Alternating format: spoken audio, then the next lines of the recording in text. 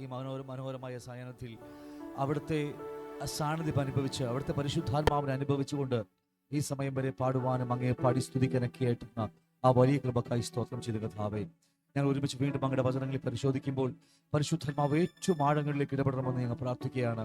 ഞങ്ങൾ യേശുവിനെ പോലെയാക്കി മാറ്റുവാൻ, അവനെ പോലെ അവന്റെ സ്വരൂപത്തിന് അനുരൂപരായി തീരുവാൻ തക്കവണ്ണം ഇന്ന് ഈ രാത്രിയിൽ കേൾക്കുന്ന വചനങ്ങൾ ഞങ്ങൾക്ക് കർത്താവേ അത് ജീവനും ആത്മാവുമായി തീരുവാനും അത് ഞങ്ങളെ നിത്യതയോളം എത്തിക്കുവാൻ തക്കവണ്ണം ആ വചനങ്ങൾ ഉതകട്ടെ എന്ന് നമ്മോട് പ്രാർത്ഥിക്കുന്നു. വഴി യാത്രയിലായിരിക്കും ഞങ്ങളുടെ പ്രിയപ്പെട്ടവരെല്ലാം ഞങ്ങൾ ഓർക്കുക. അപ്പ വേഗത്തിൽ ഒരുമിച്ച് കൂട്ടിവരുത്തി ഞങ്ങൾക്ക് ഒരുമിച്ച് അവയവങ്ങളായി ഞങ്ങൾ ഒരുമിച്ച് കർത്താവേ അങ്ങ് ആ നിത്യത്തിലേക്ക് വളരുവാൻ അങ്ങ് ഞങ്ങളെ സഹായിക്കണം. വേഗത്തിൽ അവരെ കൂട്ടിവരുത്തുവാൻ അങ്ങ് ഞങ്ങൾ സഹായിക്കണമെന്ന് പ്രാർത്ഥിക്കുന്നു. അവിടെ എല്ലാവരും യേശുവിന്റെ നാമത്തിൽ അനുഗ്രഹിക്കുന്നു.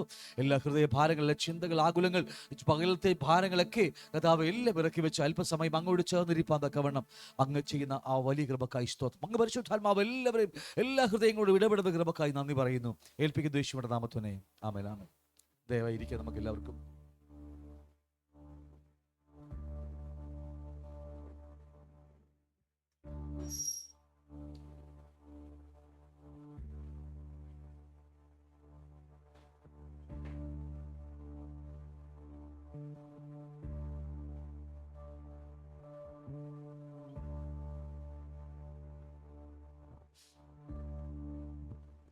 ഹല്ലേലൂയ. നാം ദൈവരാജ്യത്തെക്കുറിച്ചാണ് പഠിച്ചുകൊണ്ടിരിക്കുന്നത്. കഴിഞ്ഞ കുറേ നാളുകളേറെയായി വീണ്ടും ജനനത്തെക്കുറിച്ച് പഠിച്ചുകൊണ്ടിരിക്കുന്നു. ഇപ്പോൾ നമ്മൾ ആ ദൈവജീവനെക്കുറിച്ചും അതിൻ്റെ പുതിയ മനുഷ്യനെക്കുറിച്ചൊക്കെയാണ് നമ്മൾ അല്പമായി ചിന്തിച്ചുകൊണ്ടിരിക്കുന്നത്. കഴിഞ്ഞ ആഴ്ച ചിന്തിച്ചിലേക്ക് നമുക്ക് വേഗത്തിൽ കടന്നു വരാം. ഒരു വ്യക്തി എന്താകുമെന്ന് നിർണ്ണയിക്കുന്ന നിർണായകമായ 3 കാര്യങ്ങളെക്കുറിച്ച്, 3 ഘടകങ്ങളെക്കുറിച്ചാണ് കഴിഞ്ഞ ആഴ്ച നമ്മൾ ചിന്തിച്ചു തുടങ്ങിയത്. ഞാനിങ്ങനെ ആലോചിക്കുക, 19 ക്ലാസ്സോളം കവറായി, എന്നിട്ടും നമ്മുടെ ക്ലാസ്സുകളൊന്നും മുന്നോട്ട് പോയിട്ടില്ല എന്ന് അറിഞ്ഞതുകൊണ്ട് എത്രയും വേഗം ഞാൻ ഇന്ന് തന്നെ കൊണ്ട് പറ്റുമെങ്കിൽ ഈ 3 പറഞ്ഞ് അവസാനിപ്പിക്കാൻ ആഗ്രഹിക്കുകയാണ്. കാരണം ഒട്ടനവധി സമയം നമ്മൾ പോവുകയാണ്. അപ്പോൾ ഒരു വ്യക്തി എന്താകുമെന്ന് നിർണ്ണയിക്കുന്ന നിർണായകമായ 3 ഘടകങ്ങൾ, അതിൽ ഏറ്റവും നിർണായകമായ 3 ഘടകങ്ങളാണ് നമ്മളിപ്പോൾ ചിന്തിച്ചുകൊണ്ടിരിക്കുന്നത്. കഴിഞ്ഞ ആഴ്ച അല്പമായി ചിന്തിച്ചതാണ്.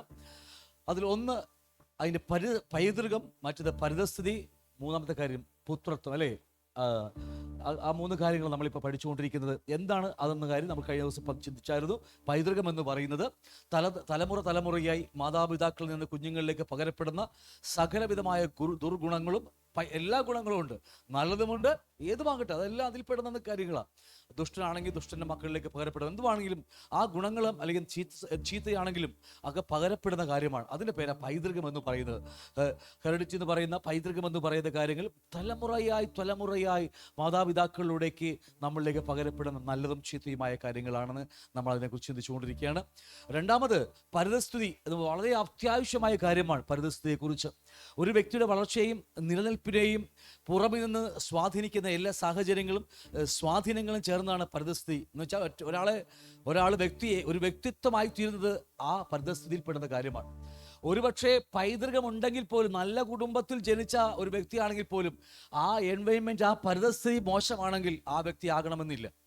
അപ്പോൾ ശരിയാണെന്ന് എനിക്കറിയില്ല, പൈതൃകത്തെക്കാൾ ഒരു പടി മുമ്പിലായിരിക്കും പരിതസ്ഥിതി വരുന്നത്. മൂന്നാമത് സിറ്റിസൺഷിപ്പ് അല്ലെങ്കിൽ പുത്രത്വം എന്ന് പറയുന്ന കാര്യമാണ്. ഈ 3 കാര്യങ്ങൾ പഠിച്ചുകൊണ്ടിരിക്കുന്നത്. ദൈവരാജ്യത്തിൽ ജനിച്ചവരാണ് നമ്മളെല്ലാവരും, ആണോ ഇല്ലയോ? വളരെ അത്യാവശ്യമായി നമ്മൾ എപ്പോഴും ഓർക്കേണ്ട കാര്യമുണ്ട്. നമ്മളെല്ലാം വീണ്ടും ജനിക്കപ്പെട്ട മക്കളാണ്. കർത്താവിൻ്റെ വരവിന് വേണ്ടി കാത്തിരിക്കുന്ന, അല്ലേ, ആയിരിക്കുന്ന മക്കൾ നമ്മളെല്ലാവരും. അത് വിട്ട് ഒരു ക്രിസ്ത്യ ജീവിതമില്ല എന്ന കാര്യം മറന്നു പോകരുത്. ഒറ്റ കാര്യമേ ഉള്ളൂ നമ്മുടെ ജീവിതത്തിൽ. ഈ ഭൂമിയിൽ ജീവിക്കുമ്പോൾ ആ അവസാന ഇന്ന് രാവിലെ ആരായിരുന്നു ഞങ്ങളിന്ന് നമ്മുടെ രാവിലെ മീറ്റിംഗ് ഉണ്ടായിരുന്നു നമ്മുടെ ഒരു ചർച്ചിൽ, മെയിൻ്റനൻസ് ഗ്രൂപ്പിലെ മീറ്റിംഗ്. അത് താഴെ പാസ്റ്ററിനെ വിളിച്ച ഒരു വയസ്സായിട്ടൊരു ലേഡി ഇംഗ്ലീഷിൽ വരുന്നതാണ്. പറഞ്ഞു, എനിക്കൊന്ന് മരിച്ചാൽ മതി, നല്ലൊരു മരണം കിട്ടാൻ വേണ്ടി പ്രാർത്ഥിക്കാൻ പറഞ്ഞു. അപ്പോൾ പാസ്റ്റർ പറയും, പാസ്റ്റർ പറഞ്ഞു, ഞാൻ നല്ല മരണം കിട്ടാൻ വേണ്ടി പ്രാർത്ഥിക്കത്തില്ല, ഞാൻ ഇനി ആയുസ് കിട്ടട്ടെ എന്നൊരു പ്രാർത്ഥിക്കാൻ പറഞ്ഞു. പക്ഷെ സത്യത്തിൽ പറഞ്ഞ ഒരു ആഗ്രഹമുണ്ട്. നല്ലൊരു മരണം കിട്ടണമെങ്കിൽ നല്ലൊരു ജീവിതം ജീവിക്കാൻ നമ്മൾ പഠിച്ചേ മതിയാകത്തും. എൻ്റെ മരണമാണ് ഏറ്റവും ഒരു വിശ്വാസിയുടെ മരണം വളരെ പ്രാധാന്യം അറിയിക്കുന്നതാണ്. എങ്ങനെ ആയിരിക്കണമെന്ന കാര്യം രാവിലെ പറഞ്ഞപ്പോൾ എനിക്ക് അപ്പോൾ തന്നെ ഓടി വന്നു. മരണാന്ത ജീവിതത്തെക്കുറിച്ചൊക്കെ പഠിപ്പിക്കാൻ വലിയ കൊതിയാണ് എനിക്ക്. ഏറ്റവും അധികമായി ഞാൻ ഇഷ്ടപ്പെടുന്ന ഒരു ടോപ്പിക്കാണ് മരണാന്ത ജീവിതമൊക്കെ. അപ്പോൾ കാരണം വെച്ചാൽ ഒരു വ്യക്തിയുടെ ജീവിതം വളരെ പ്രാധാന്യം അറിയിക്കുന്നുണ്ട്. അതിനേക്കാൾ അപ്പുറം തന്നെ മരണം. നമ്മുടെ ഒരു വിശ്വാസത്തിൽ ഏറ്റുപറഞ്ഞ് മരിക്കാത്ത ഒരു വ്യക്തിയും നിത്യത പരദീസയിൽ കാണത്തില്ലെന്ന കാര്യം മറന്നു പോകരുത്. വിശ്വാസത്തിൽ ഏറ്റുപറഞ്ഞ് മരിക്കാത്തൊരു വ്യക്തിയും ഏതെങ്കിലും ICU കിടന്ന് മരിക്കുന്ന കാര്യമല്ല.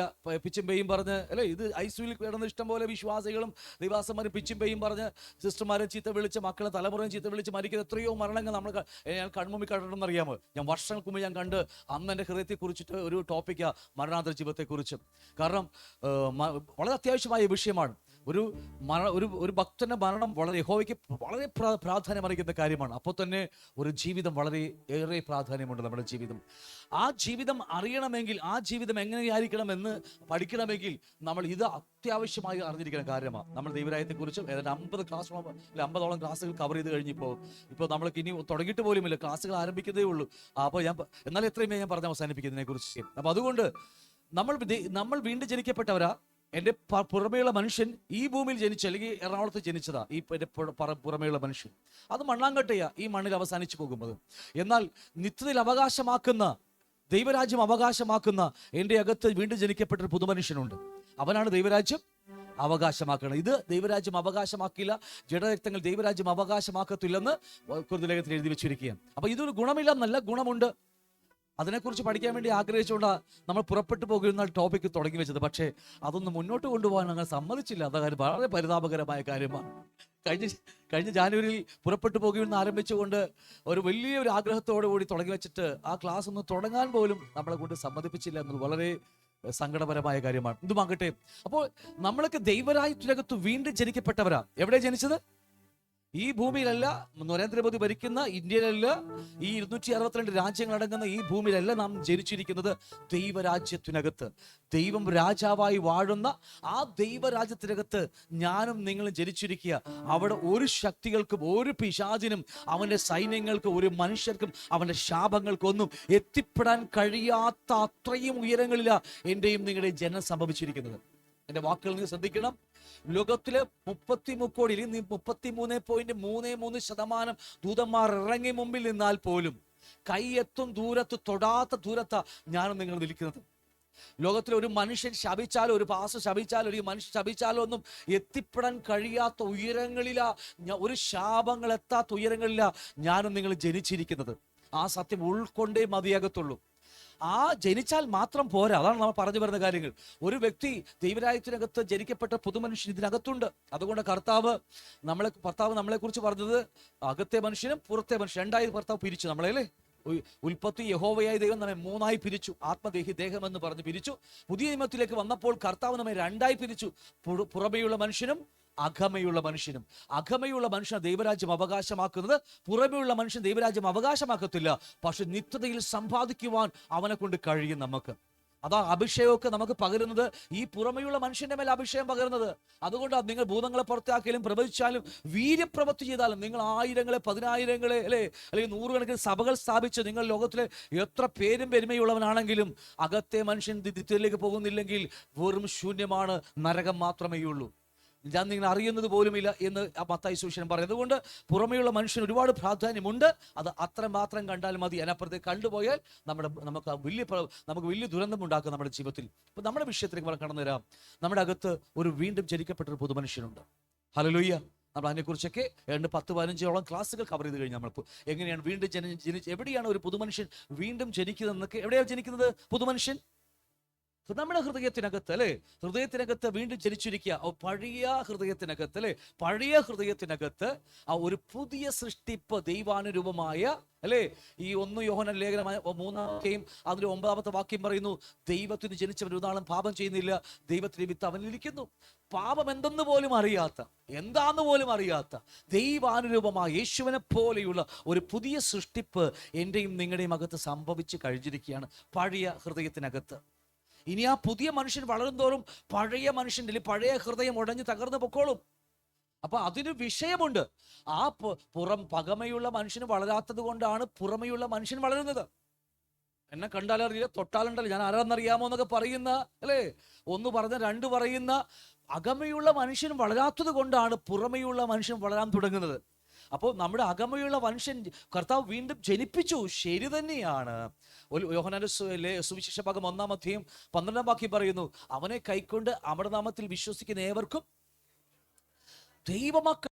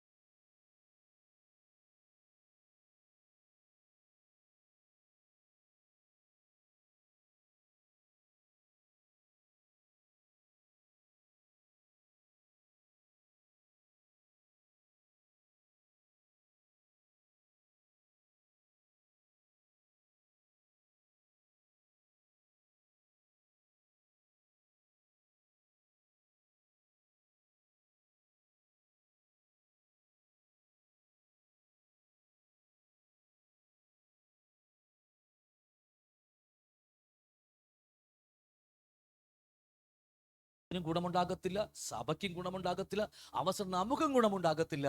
എന്തെങ്കിലും പിച്ചും പെയ്യും പറഞ്ഞ് ഇവിടെ മരിച്ചിരിക്കും നമ്മൾ.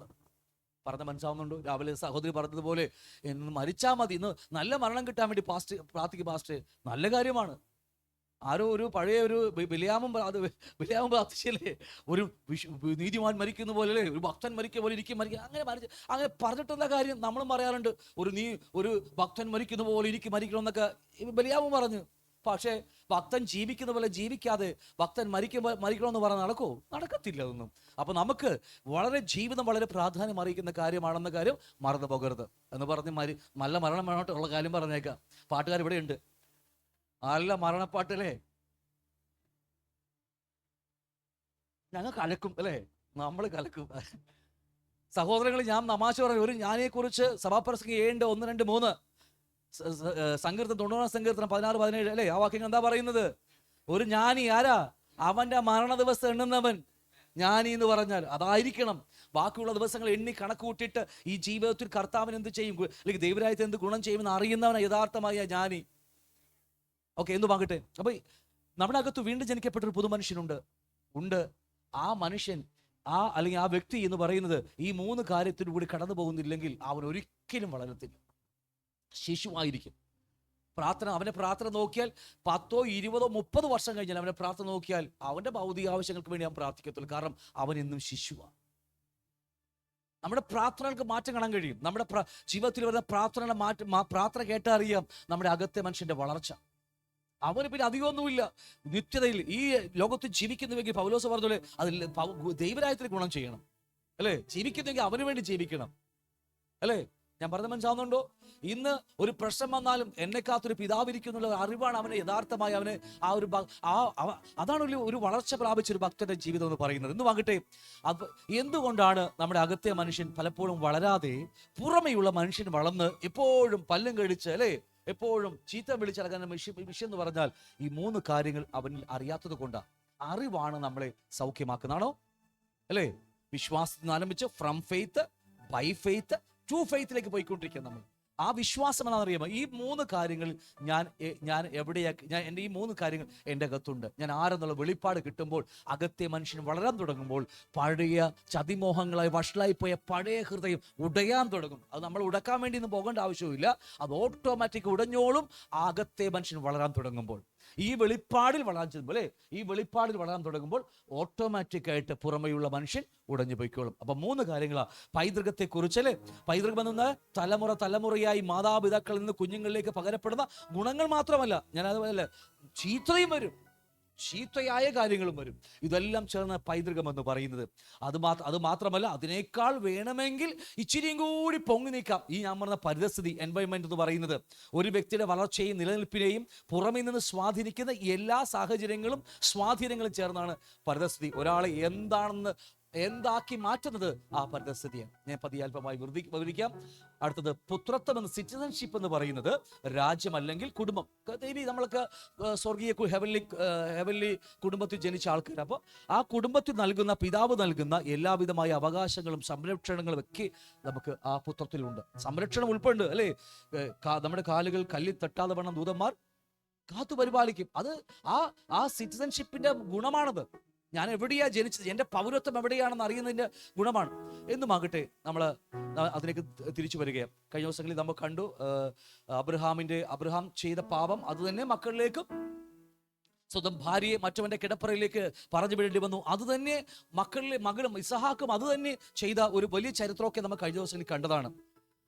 ഓക്കെ, നമ്മൾ ഒരുപാട് തെറ്റിദ്ധരിക്കപ്പെട്ട വാക്യങ്ങൾ അതെല്ലാവരും. കാരണം വെച്ചാല് അബ്രഹാം ബഹുസമ്പന്നായിത്തീർന്നു എന്ന് പറയുന്ന വാക്കുകളൊക്കെ അവിടെയാണ് വരുന്നത്. ബഹുസമ്പന്നായിത്തീർന്നു അബ്രഹാം. എങ്ങനെ ബഹുസമ്പന്നായിത്തീർന്നു? സ്വന്തം ഭാര്യയെ പറഞ്ഞു വിട്ടപ്പോൾ ഫറവോൻ കൊടുത്തതും അബിമലേക്ക് കൊടുത്ത കാര്യങ്ങൾ അതൊക്കെയാണ് നമ്മൾ കഴിഞ്ഞ ദിവസങ്ങളിൽ ചിന്തിച്ചായിരുന്നു. അപ്പമായിട്ട് അപ്പൊ പാരമ്പര്യമായി എന്താ പറയുക, ആ പൈതൃകത്തിൽ കൂടി കടന്നു വരുന്ന കാര്യങ്ങളുണ്ട് എന്ന് നമുക്ക് കണ്ടായിരുന്നു. നമുക്ക് സ്വർഗത്തിൽ എന്തൊക്കെയുണ്ടെന്ന് നമ്മൾ കണ്ടു, കുറച്ച് അല്പമായി ചിന്തിച്ചു. പൗരത്വമുണ്ട്, ഒരു ജീവനുള്ള പ്രത്യാശയുണ്ട്, ഒരു അവകാശമുണ്ട്, ഒരു സ്വർഗത്തിൽ നമുക്കൊരു പേരുണ്ട്. നമുക്കൊരു ഇപ്പോഴത്തെ പേരൊന്നും ആയിരിക്കത്തില്ല. സ്വർഗത്തിൽ നമുക്ക് വേണ്ടി ജീവനുള്ള പുസ്തകത്തിൽ എഴുതി വെച്ചിരിക്കുന്ന പേര്, ആ പേര് വിളിക്കുന്ന നാളിൽ അല്ലേ, പേർ വിളിക്കോ വിളിക്കുമ്പോ അയ്യോ അങ്ങനെ നോക്കണം, നിന്നെ ആയിരിക്കും എന്ന് പറയണ്ട, അത് എന്നെ തന്നെ ആയിരിക്കും. അത് നമ്മൾ അറിഞ്ഞില്ലെങ്കിലും ഓട്ടോമാറ്റിക് നമ്മുടെ അകത്തെ മനുഷ്യൻ അതിനുവേണ്ടി പക്വത പ്രാപിച്ചുകൊണ്ടിരിക്കുക. നമുക്ക് സ്വർഗത്തിൽ ഭവനങ്ങളുണ്ട്, ഭവനമുണ്ട്, മറന്നു പോകരുത്. ഇന്ന് കാണുന്ന അതിനെക്കുറിച്ച് ആഴമായി പിന്നീട് പഠിക്കും. ഇന്ന് കാണുന്ന ഫ്ലാറ്റ് സിസ്റ്റങ്ങളും ഈ ചോയ്സ് 40 നില പൊക്കമുള്ള ചോയ്സ് ടവറുകളൊക്കെ അത് സ്വർഗീയമായതിൻ്റെ മാതൃകകളാ. കോടാനുകോടി വിശുദ്ധന്മാർക്ക് താമസിക്കുവാൻ ശൂന്യതയിൽ മനോഹരമായ ഒരു പട്ടണം ഒരുക്കിക്കൊണ്ടിരിക്കുകയാണ്. അതിൽ നമുക്കെല്ലാം ഒരു ഭവനങ്ങളുണ്ട്. കാര്യം മറന്നു പോകരുത്. അതിനെക്കുറിച്ച് ആഴമായി പിന്നീട് ക്ലാസ് വരും. നമ്മുടെ ജീവന്റെ പുസ്തകത്തിൽ പേരുണ്ട്, മായ്ക്കാതിരിക്കാനും സൂക്ഷിക്കണം. അല്ലേ? നമ്മുടെ പേര് ജീവന്റെ പുസ്തകത്തിൽ കർത്താവ് എഴുതിയിട്ടുണ്ട്. എപ്പോഴാണ് എഴുതിയത്? വീണ്ടും ജനിച്ചപ്പോഴല്ല എന്റെയും നിങ്ങളുടെ പേര് ജീവന്റെ പുസ്തകത്തിൽ എഴുതിയത്. ലോകസ്ഥാപനത്തിങ്കൽ തന്നെ എഴുതി വെച്ചത് കൊണ്ടാണ് നമ്മൾ വീണ്ടും ജനിച്ചത് ഇവിടെ. അതുകൊണ്ട് ആ പേര് മായ്ച്ചു കളയാതിരിക്കുവാൻ നമ്മൾ ശ്രദ്ധിക്കണം. അല്ലെ? കർത്താവിന്റെ പക്കൽ എന്തുണ്ട്? കർത്താവിന്റെ പക്കൽ പേര് മാത്രമല്ല റബ്ബറുമുണ്ട്. സൂക്ഷിച്ചോണം, ഇടയ്ക്കൊക്കെ ഓർത്തേക്കണം, മായ്ച്ചു കളയാതിരിക്കും. അല്ലേ?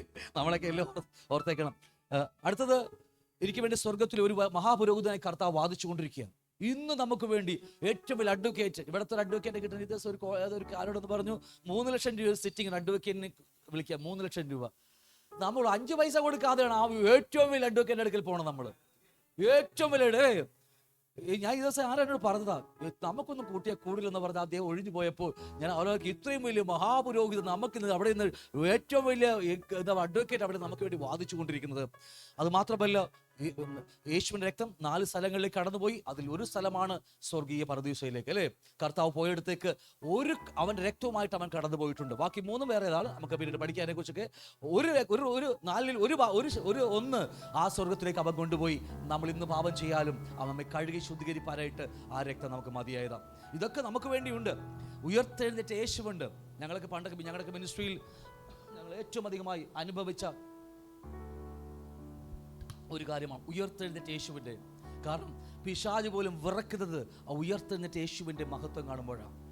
നമ്മൾ പ്രാർത്ഥിക്കുമ്പോഴൊക്കെ ഒന്ന് പറഞ്ഞു നോക്കിയേ, യേശുവിന്റെ നാമത്തിൽ ഉയർത്തെഴുന്നേറ്റ, മരണത്തെ ജയിച്ചു ഉയർത്തെഴുന്നേറ്റ യേശുവിന്റെ നാമത്തിൽ നിന്ന് കൽപ്പിച്ചു നോക്കിയേ, ചിലതൊക്കെ നിങ്ങളുടെ കൈയാൽ, നിങ്ങളുടെ നാവുകളാൽ സംഭവിച്ചിരിക്കും. കാരണം മനുഷ്യന്റെ അൾട്ടിമേറ്റ് പ്രശ്നം എന്ന് പറയുന്നത് സയൻസിനോ ഡോക്ടർമാർക്കോ മതങ്ങൾക്കോ പുരോഹിതന്മാർക്കോ ഒന്നും കഴിയാത്ത ഏറ്റവും മനുഷ്യന്റെ പ്രശ്നം എന്ന് പറയുന്നത് സാമ്പത്തികമല്ല, രോഗമല്ല, ഒന്നുമല്ല, മരണമാണ്. അതിനെ ജയിച്ചവൻ നമ്മുടെ കർത്താവാണ്. അതുകൊണ്ട് ആ മരണത്തെ ജയിച്ചെഴുന്നേറ്റ ആ കർത്താവിന്റെ നാമത്തിൽ ഒന്ന് കൽപ്പിച്ചു നോക്കി, നിങ്ങളുടെ മിനിസ്ട്രിയിലൊക്കെ മാറ്റം വരും നിങ്ങളുടെ. ഹല്ലേലൂയ. കാരണം ആ ഒരു ഉറപ്പ് നമുക്കുണ്ടാണ്. പുനരുത്ഥാനം, യേശു ഉയർത്തെഴുന്നേറ്റെന്ന് പറയുമ്പോൾ ഒന്നോർക്കണം, അതേ ആത്മാവ് ഇതിനകത്ത് വ്യാപരിക്കുന്നത്. അതേ ആത്മാവ്, മരണത്തിൽ നിന്ന് ഉയർപ്പിച്ചവന്റെ ആത്മാവ് എന്റെയും നിങ്ങളുടെയും ഉള്ളിൽ വന്ന് വാസം ചെയ്തിരിക്കുകയാണ്. അതുകൊണ്ട് ഏത് പിശാച്, ഏത് അയൽവക്കത്ത് പോലും വരത്തില്ല സഹോദരങ്ങളെ. അപ്പൊ അതുകൊണ്ട് നമ്മുടെ മിനിസ്ട്രിയിലേക്ക് ഇത് വലിയ ഗുണം ചെയ്യും. നിങ്ങളൊക്കെ ഇനി മിനിസ്ട്രിയുമായി പുറത്തേക്ക് പോകുമ്പോൾ ഒന്നും പേടിക്കേണ്ട. പണ്ടൊക്കെ ഞങ്ങൾ ഇഷ്ടംപോലെ കേട്ടിട്ട് ഒരുപാട് ആൾക്കാർ പറഞ്ഞ് കേട്ടിട്ടുണ്ട്, ഞാൻ പ്രാർത്ഥിച്ചപ്പോൾ ഒരു ഭൂതമിളകി, അവിടെ എൻ്റെ വീട്ടിൽ ചെന്നപ്പോൾ വീട്ടിൽ കോഴി അത്തുപോയി എന്നൊക്കെ പറഞ്ഞു. അങ്ങനെ ഒരുപാട് ആൾക്കാർ പറഞ്ഞു കേട്ടിട്ടുണ്ട്. ഞാൻ ഡൽഹി മിനിസ്റ്റർ ചെയ്തപ്പോൾ ഒരു ഭൂതം ഇളകിപ്പോയപ്പോൾ എൻ്റെ വീട്ടിലെ പട്ടി ചത്തുപോയെന്നൊക്കെ പറഞ്ഞു. ഇതൊക്കെ വെറും ബാലിശമായ ഫോളിഷായ കാര്യങ്ങളാണ്. ഞാനും നിങ്ങളും ജനിച്ചത് എവിടെയെന്നറിയാമോ? ദൈവരാജ്യത്തിനകത്ത് ദൈവം രാജാവായി സൈന്യങ്ങൾ നമുക്ക് ചുറ്റും വ്യാപരിച്ചുകൊണ്ടിരിക്കുന്ന മനോഹരമായ, പിശാചുകൾക്ക് എത്തിപ്പെടാൻ കഴിയാതെ വണ്ണം ഉയരങ്ങളിലാണ് ഞാൻ നിങ്ങൾ ജനിച്ചിരിക്കുന്നത്. അതിനെക്കുറിച്ച് അല്പമായി നിങ്ങളോട് സംസാരിക്കുമെന്ന് സമയമുള്ളതുപോലെ. അപ്പം അതുകൊണ്ട് അങ്ങനെ ഒന്നുമില്ല. കർത്താവ് നിങ്ങളുടെ മുമ്പിൽ കൊണ്ടുവന്ന ആരെങ്കിലും ആവട്ടെ, പ്രാർത്ഥിക്കാൻ പറഞ്ഞാൽ അങ്ങ് കണ്ണും പൂട്ടി അങ്ങ് പ്രാർത്ഥിച്ചേക്ക് ഒരു ചുക്കും, അല്ലേ? നമുക്കോ നമ്മുടെ ഭവനത്തിലോ ജോലിയിലോ ഒന്നും സംഭവിക്കത്തില്ല. കാരണം നമ്മൾ ആരെന്നുള്ള വെളിപ്പാട് നമുക്കുണ്ടാകണം. അപ്പോൾ ഉയർത്തെഴുന്നേറ്റ യേശുവിനെ മഹത്വപ്പെടുത്താൻ അതൊരു വെളിപ്പാടുണ്ടെങ്കിൽ തീർച്ചയായും നമുക്ക് അടക്കം യേശുവിൻ്റെ മേൽ മുഴുവൻ അതോറിറ്റിയും, സകല വാഴ്ചകളുടെ മേലും അതോറിറ്റി നമ്മുടെ കർത്താവിനാണ്. നമ്മുടെ അപ്പനാണെന്ന കാര്യം മറന്നു പോകരുത്. അല്ലേ? എൻ്റെ സ്വത്തിൻ്റെ എനിക്കുള്ള ഭൂമിയിലുള്ള സ്വത്തിൻ്റെ ഉടമസ്ഥനും അവകാശികൾ ആരാ? എൻ്റെ രക്തത്തിൽ പിറന്നെൻ്റെ മക്കളാ. എൻ്റെ രക്തത്തിൽ പിറന്നെൻ്റെ മക്കളാ. ഇവിടെയുള്ള മക്കൾക്ക് ഞാൻ കൊടുക്കത്തില്ല, ആണോ? അല്ലേ? നിങ്ങൾ എനിക്ക് തരത്തുമില്ല. അപ്പം അതുകൊണ്ട് എൻ്റെ അതുകൊണ്ട് യേശുവിൻ്റെ രക്തത്തിൽ പിറന്ന മക്കളായതുകൊണ്ട് അതിനൊരു അതോറിറ്റി. അതുകൊണ്ട് അവൻ എന്തൊക്കെയുണ്ടോ അത് മുഴുവനും നമ്മുടെയൊക്കെ തന്നെയാണ്. എന്തും അങ്ങോട്ട് വിട്ടുപോകുന്നു. അത് മാത്രമല്ല, യേശു കർത്താവ് നമുക്ക് വേണ്ടി ഇന്നും മധ്യസ്ഥലെ ഇന്റർസീഡ് ചെയ്ത് നമുക്ക് വേണ്ടി മധ്യസ്ഥ പ്രാർത്ഥിച്ചുകൊണ്ടിരിക്കുക. അതുകൊണ്ട് വെളിപ്പാട് പുസ്തകം പഠിക്കുമ്പോൾ അർക്കപ്പെട്ട കുഞ്ഞാടിനെ പോലെ ഇന്നും അവിടെ ഇരിക്കുക. ഇവിടുന്ന് എഴുന്നേറ്റ് മരണത്തെ ജയിച്ച് പോയിട്ട് പോലും ഇപ്പോഴും തലയും കുമ്പിട്ട് നിൽക്കുക നമുക്ക് വേണ്ടി. ഇന്നും അർക്കപ്പെട്ട കുഞ്ഞാടിനെ പോലെ ഇന്നും പിതാവിൻ്റെ വലതുഭാഗത്ത് നിന്ന് നമുക്ക് വേണ്ടി പക്ഷപാതം പറയുന്നത് എന്താണെന്നറിയാമോ? ഇത്രക്കധികം ഈ പറഞ്ഞ പുത്രത്വവും ജീവനുള്ള വെറും പ്രത്യാശയല്ല, ജീവനുള്ള പ്രത്യാശ, അവകാശങ്ങൾ, ഭവനങ്ങൾ, പുസ്തകത്തിലെ പേര്, ഇതൊക്കെ നമുക്ക് വേണ്ടി സ്വർഗത്തിൽ ഇപ്പോഴും ഉള്ളതാണ്. പിന്നെ നമുക്ക് എന്തോന്ന് പേടിക്കാണ്? നമുക്ക് ഈ ജീവിതം കർത്താവിന് വേണ്ടി ജീവിച്ചു തീർക്കുക എന്നുള്ളത് മാത്രമേ ഉള്ളൂ. ഹല്ലേലൂയ. ഞാൻ പറഞ്ഞത് മനസ്സായോ? അപ്പം അതുകൊണ്ട് ഇതറിയണമെങ്കിൽ ഈ 3 കാര്യങ്ങൾ നമുക്കറിയണം. ഒന്ന് എന്താ പറയുക, പൈതൃകം. 2 പരിതസ്ഥിതി, എൻവയൺമെന്റ് എന്ന് പറയില്ലേ, പരിതസ്ഥിതി. 3 സിറ്റിസൺഷിപ്പ് അല്ലെങ്കിൽ പുത്രത്വം എന്ന് പറയുന്ന 3 കാര്യങ്ങൾ നമുക്ക് വളരെ അത്യാവശ്യമായി അറിഞ്ഞിരിക്കുന്ന കാര്യം പറഞ്ഞു വരുന്നു. നമ്മൾ ചിന്തിക്കാൻ പോകുന്നത് പൈതൃകത്തെക്കുറിച്ച് വളരെ പ്രാധാന്യം അറിയിക്കുന്ന പൈതൃകം. ഹല്ലേലൂയ. എനിക്ക് നിങ്ങൾക്കുമുണ്ട്, ഭൗതികപരമായി നമുക്ക് ഉണ്ട്. എൻ്റെ അച്ഛൻ നല്ല കൊച്ചി കോർപ്പറേഷൻ ഗവൺമെൻറ് നല്ല ഒരു വ്യക്തിയാണ്. അച്ഛൻ നല്ല ഗുണങ്ങളും എനിക്കുണ്ട്, നല്ല ഗുണങ്ങളും എനിക്കുണ്ട്. പക്ഷേ അതൊന്നും ദൈവത്തിന് വേണ്ട. ദൈവത്തിന് ആ ഗുണങ്ങൾ പണിതെടുത്തിട്ട് നമുക്ക് ഉപയോഗിക്കാൻ പറ്റും. ഞാൻ പറഞ്ഞ മനസ്സാവുന്നുണ്ടോ? എൻ്റെ അച്ഛനിൽ നിന്ന് ലഭിച്ച നല്ല ഗുണങ്ങൾ, ആദർശങ്ങൾ. തങ്കമുത്തുനെ അറിയാലോ നിങ്ങൾക്ക്? തങ്കമുത്തുനെ ബ്രദറിനെ പുള്ളി വെള്ളത്തിൽ ടാപ്പ് തുറന്നിട്ട്, റോട്ടിൽ ടാപ്പ് തുറന്നിട്ടാ അപ്പോൾ ദേഷ്യപ്പെടും. നാട്ടുകാരെ മൊത്തം ചെയ്ത് വിളിക്കപ്പോൾ അത് പുള്ളി അപ്പലിന് കിട്ടിയത്. പുള്ളിക്ക് ഒരുപാട് കാര്യങ്ങളൊക്കെ ഇതൊക്കെ അപ്പനായിട്ടല്ലേ പിതാക്കന്മാരിൽ നിന്ന് കടന്നു വരുന്ന ആ നല്ലതും ചീത്തയുമായ ആദർശം എന്ന് വാങ്ങട്ടെ. ഈ ഗുണങ്ങളൊക്കെ ഏത് മനുഷ്യൻ്റെ അകത്തുണ്ട്. ഹല്ലേലൂയ. അതുകൊണ്ട് അവൻ നല്ലവനെന്ന് പറയരുത് നിങ്ങൾ. ഹലോ, നമ്മളെ കാണുമ്പോൾ ഈ 70 ചിരിച്ചിരിക്കുന്നത് കൊണ്ടും നല്ലവനെന്നല്ല. ആത്മാവിൻ്റെ പൊരുത്തമാണ് ഇവിടെ ആവശ്യം. ആത്മാവിൻ്റെ ഐക്യതയാണ് നമുക്കിവിടെ ആവശ്യം. ഹല്ലേലൂയ. പുറമേ എല്ലാം ഞാൻ പറഞ്ഞില്ലേ, ശ്രീ രവിശങ്കറിൻ്റെ കൂടെ ആർട്ട് ഓഫ് ലീഗിൽ ഞാനും ഉണ്ടായിരുന്ന ആളാ. ഞാനും ഇതുപോലെ എന്ത് ചിരിയാന്നറിയാമോ? തമാശ പറഞ്ഞാൽ എന്ത് രസമാണെന്നറിയാമോ? ഇതുപോലത്തെ മോഹങ്ങളൊന്നും അവിടെയൊന്നുമില്ല. ചിരിച്ചോണ്ടിരിക്കത്തുള്ളൂ. മാതാമൃതാന്തമായി നമുക്കെല്ലാവർക്കും അറിയാവുന്ന ആൾക്കാരാണ്. ഞങ്ങളൊക്കെ അവിടുത്തെ പണ്ട് ഹിന്ദു ആയതുകൊണ്ടാണ് ഇതൊക്കെ ഞങ്ങൾക്ക് അറിയാവുന്ന അല്ലേ. ആരും എന്നാലും കെട്ടിപ്പിടിക്കും. എന്ത് ശരിയാ? അതിൻ്റെ 7 അയൽവക്കത്തോളം നമ്മളെത്തിയിട്ടില്ല. അപ്പൊ ഇതുകൊണ്ട് അവർ സ്വർഗത്തിൽ പോകുമോ? ഞാൻ പറഞ്ഞ അർത്ഥം മനസ്സാവുന്നുണ്ടോ? ഞാൻ എപ്പോഴും പറയുന്ന പോലെ ഫ്ലൈറ്റിൽ പോകുമ്പോൾ എയർ ഹോസ്റ്റസ് ചിരിച്ചുകൊണ്ട് സാറേന്ന് വിളിച്ച് വരുമ്പോൾ നമുക്കൊന്ന് ഈ വീട്ടിലെ സാധനത്തിലെടുത്ത് മാറ്റിയിട്ട് അതിനെ കൊണ്ട് വീട്ടിൽ കൊണ്ടുവന്ന് നോക്കിയാൽ അയ്യോ അത് ഡ്യൂപ്ലിക്കേറ്റ് ശരിയാത്. അതിനെ പിടിച്ച് വാരിയാക്കിയ പണി വാളിയത് തന്നെയാ. അപ്പം ഞാൻ പറഞ്ഞ കാര്യങ്ങൾ ഇതൊന്നും അല്ല യഥാർത്ഥമായിട്ട്. അപ്പനിൽ നിന്ന് പാരമ്പര്യമായി പൈതൃകമായി കടന്നു വന്ന കാര്യങ്ങളൊന്നും പലപ്പോഴും അതിനെ പണിതെടുക്കാം. നമുക്കല്ല, കർത്താവ് പണിതെടുത്ത് നമുക്ക് കയ്യിലേക്ക് തരും. അത് നമുക്ക് ഗുണം ചെയ്യും. കർത്താവ് പണിയാത്തതൊന്നും നമ്മൾ ഉപയോഗിക്കില്ലേ, അതായത് ദൈവരായത്തിന് ഗുണം ചെയ്യത്തില്ല. അപ്പോൾ പൈതൃകമായിട്ട് നമ്മുടെ അകത്തേക്ക് വരുന്ന ഒരുപാട് കാര്യങ്ങൾ, നല്ലതും ചീത്തയുമായ പല കാര്യങ്ങളുണ്ട്. നമുക്കറിയാം ഒരുപാട് സ്പീഷീസുകൾ, ഒരുപാട് ഭൂമിയിൽ ഒരുപാട് പറവകൾ. ഉൽപ്പത്തി പുസ്തകത്തിൽ പറയുന്ന പോലെ fish kingdom, animal kingdom, reptile kingdom, planet kingdom അല്ലേ എന്നൊക്കെ പറയാം. ബേർഡ്സ് കിങ്ഡം 5 രാജ്യങ്ങൾ, 5 രാജ്യത്വങ്ങൾ, പറവകൾ അല്ലേ, ഇഴജാതികൾ. ഇതുപോലെ ഈ ഭൂമിയിൽ ഇഷ്ടം പോലെയുണ്ട്. പിന്നെ നമ്മളൊന്നും ഉണ്ടാക്കിയതാണ് ഈ കോവർ കഴുത എന്ന് പറഞ്ഞത്. എനിക്ക് ഇന്നും മനസ്സിലാകാത്ത, പഠിച്ചിട്ട് അങ്ങ് കൂട്ടിക്കൂടാത്തൊരു കാര്യമാണ് കോവർ കഴുതയുടെ കാര്യം മാത്രം. ഉൽപ്പത്തി പുസ്തകത്തിൽ പറഞ്ഞിട്ടുണ്ട് നിങ്ങൾ കൂട്ടുവിത്ത് വിതക്കരുത് അല്ലേ. പക്ഷെ ഇവിടെ ഇത് മാത്രം എനിക്ക് മനസ്സിലാകാത്ത കേസ്. എന്തുമാകട്ടെ, ഇത് ഞാൻ പറയാ, ഈ ഒരു കുരങ്ങനുണ്ടായത് നിങ്ങൾ ആരും വിളിച്ചതല്ല കേട്ടോ. ഈ കുരങ്ങൻ കൊച്ചുണ്ടായത് അത് കുരങ്ങന്റെ ആ പൈതൃകമായി വന്നത് കൊണ്ടാ. കുരങ്ങൻ പറയുക എനിക്ക് നാളെ മനുഷ്യ കുഞ്ഞിനെ പോലത്തെ കുഞ്ഞിനെ വേണമെന്ന് പറഞ്ഞാൽ നടക്കൂ? നടക്കത്തില്ല. എനിക്ക് വലിയ മോഹം വരുന്നത് എന്താ പറയാ, ഷാരൂഖ് ഖാനെ പോലെ ആകണമെന്ന്. നടക്കൂലും. കാരണം എൻ്റെ അപ്പനെ നോക്കിയാൽ മതി. എൻ്റെ അച്ഛൻ, ഞാൻ പറഞ്ഞ മനസ്സിലാവും, എൻ്റെ അച്ഛൻ്റെ കുടുംബമല്ലേ എനിക്ക് വരത്തുള്ളൂ. വാഴ കുന്ന് കപ്പ കുത്തി മത്ത കുത്തി മുളക്കില്ല, അത് തന്നെ, അത്ര തന്നെയുള്ളൂ. മത്ത കുത്തി കുമ്പളം മുളക്കില്ല, അത് തന്നെയുള്ളൂ. കാരണം പൈതൃകമായി കടന്നു വന്നതാ. ഇതൊക്കെ അറിയണമെങ്കിൽ നിങ്ങൾ നോഹയുടെ കാലഘട്ടത്തിൽ ജലപ്രളയത്തിൽ 8 പേർ കടന്നപ്പുറത്ത് വന്നു. ഈ 3 മക്കളിലൂടെ ലോകത്ത് മുഴുവൻ വ്യാപരിച്ചത്. അവരുടെ ഹിസ്റ്ററി പഠിച്ചാൽ, ഇത് എടുക്കാൻ പോയാൽ അത് വിട്ടുപോകും നമ്മൾ. ഈ ഹിസ്റ്ററി പഠിച്ചാൽ ഈ പറഞ്ഞ ലോകത്തിലെ കറുത്ത വർഗ്ഗക്കാർ അല്ലേ, സായിപ്പന്മാര് എല്ലാം നമുക്ക് അവിടെ കാണാൻ കഴിയും. ഹലോ, ഞാൻ പറഞ്ഞ മനസ്സാവുന്നുണ്ടോ? ദൈവം ചുമ്മാ എന്നല്ല കറുത്ത വർഗ്ഗക്കാരെ ഉണ്ടാക്കിയെന്ന് വെളുത്ത വർഗ്ഗക്കാരെ ഉണ്ടാക്കി ചുമ്മാ ഉണ്ടാക്കിയതല്ല, നമുക്ക് പഠിക്കാൻ വേണ്ടിയാ. മനസ്സിലായില്ല? ഞാൻ എപ്പോഴും പറയുന്ന കാര്യമാണ്, എപ്പോഴും പറയുന്നത്. ഇതൊക്കെ ദൈവം സൃഷ്ടിച്ച് മനോഹരമായി ഉണ്ടാക്കി വെച്ചത് കറുത്ത വർഗ്ഗക്കാര് വെളുത്ത വർഗ്ഗക്കാരെയൊക്കെ. കാരണം ഇതൊക്കെ നിത്യത്തിൽ കാണും. എങ്ങനെ കാണും? ഞാൻ എപ്പോഴും പറയുന്ന കാര്യമാണ്. തേജസ്സിന്റെ വ്യത്യാസമുണ്ടാകും. ഇന്ന് നമ്മളെ പഠിക്കാൻ വേണ്ടിയാണ് ദൈവം ഇതൊക്കെ വെച്ചിരിക്കുന്നത്. ഞാനിന്ന് കറുത്ത വർഗ്ഗമാണ് എക്സാമ്പിൾ പറഞ്ഞ വലിയ കാണാൻ ഭംഗിയൊന്നുമില്ലെങ്കിലും എൻ്റെ വിശുദ്ധ ജീവിതത്തിൻ്റെ പ്രകാരം എനിക്ക് ലഭിക്കാൻ പോകുന്ന തേജസ് വർദ്ധിച്ചുകൊണ്ടിരിക്കും. അവിടെ ചെല്ലുമ്പോൾ ഞാൻ സായിപ്പായിരിക്കും. എത്ര പേർക്ക് സായിപ്പാകണം? നിങ്ങൾ നല്ല മദാമയാവണം. അങ്ങനെ വിശുദ്ധിയിൽ നിന്ന് വിശുദ്ധിയിലേക്ക് നാം വളർന്നു വരിക. ദൈവനീതിയിൽ നിന്ന് നീതിയിലേക്ക്, അവൻ്റെ നീതിയുടെ സമൃദ്ധിയിലേക്ക് വളരാൻ തുടങ്ങുമ്പോൾ, ആ വിശുദ്ധീകരണം നടക്കുമ്പോൾ തേജസ്കരണം നമ്മൾ വർദ്ധിച്ചുകൊണ്ടിരിക്കും. അവൻ പ്രത്യക്ഷനാകുമ്പോൾ ആ തേജസ്സിൽ നാം വെളിപ്പെടുമ്പോൾ ഒറിജിനൽ സായിപ്പായിട്ട് നമുക്ക് വെളിപ്പെടാൻ പറ്റും. അതിനെക്കുറിച്ച് ആഴമായി പിന്നീട് ക്ലാസ് വരും നമുക്ക്. അപ്പോൾ ഞാൻ പറഞ്ഞു വന്ന കാര്യങ്ങൾ, ഇതെല്ലാം ആ അപ്പനിൽ നിന്ന് വരുന്ന അപ്പൻ്റെ അതേ ഗുണങ്ങൾ. ഈ പൂച്ചക്കുഞ്ഞുങ്ങൾ ഞാൻ പറഞ്ഞില്ലേ, ഞാൻ പലപ്പോഴും ഞങ്ങളുടെ വീട്ടിൽ അപ്പുറത്തൊരു ഒരു ചെറിയ റൂമുണ്ട്. എപ്പോൾ നോക്കിയാലും പൂച്ച പ്രസവിക്കുന്ന പരിപാടിയാണ് അവിടെ. അതാ പ്രസവം നടക്കുന്ന പരിപാടിയാണ്. പ്രസവിച്ചൊരു 3-4 കുട്ടിയൊക്കെ ഉണ്ടാകും. പക്ഷേ കണ്ണു പോലും തുറക്കാതെ അതുങ്ങൾ തപ്പി കണ്ടുപിടിച്ച് അത് ആ പൂച്ച അമ്മയുടെ പാൽ കുടിച്ചിരിക്കും. ഏത് സ്കൂളിൽ പോയി പഠിച്ചിട്ടാ?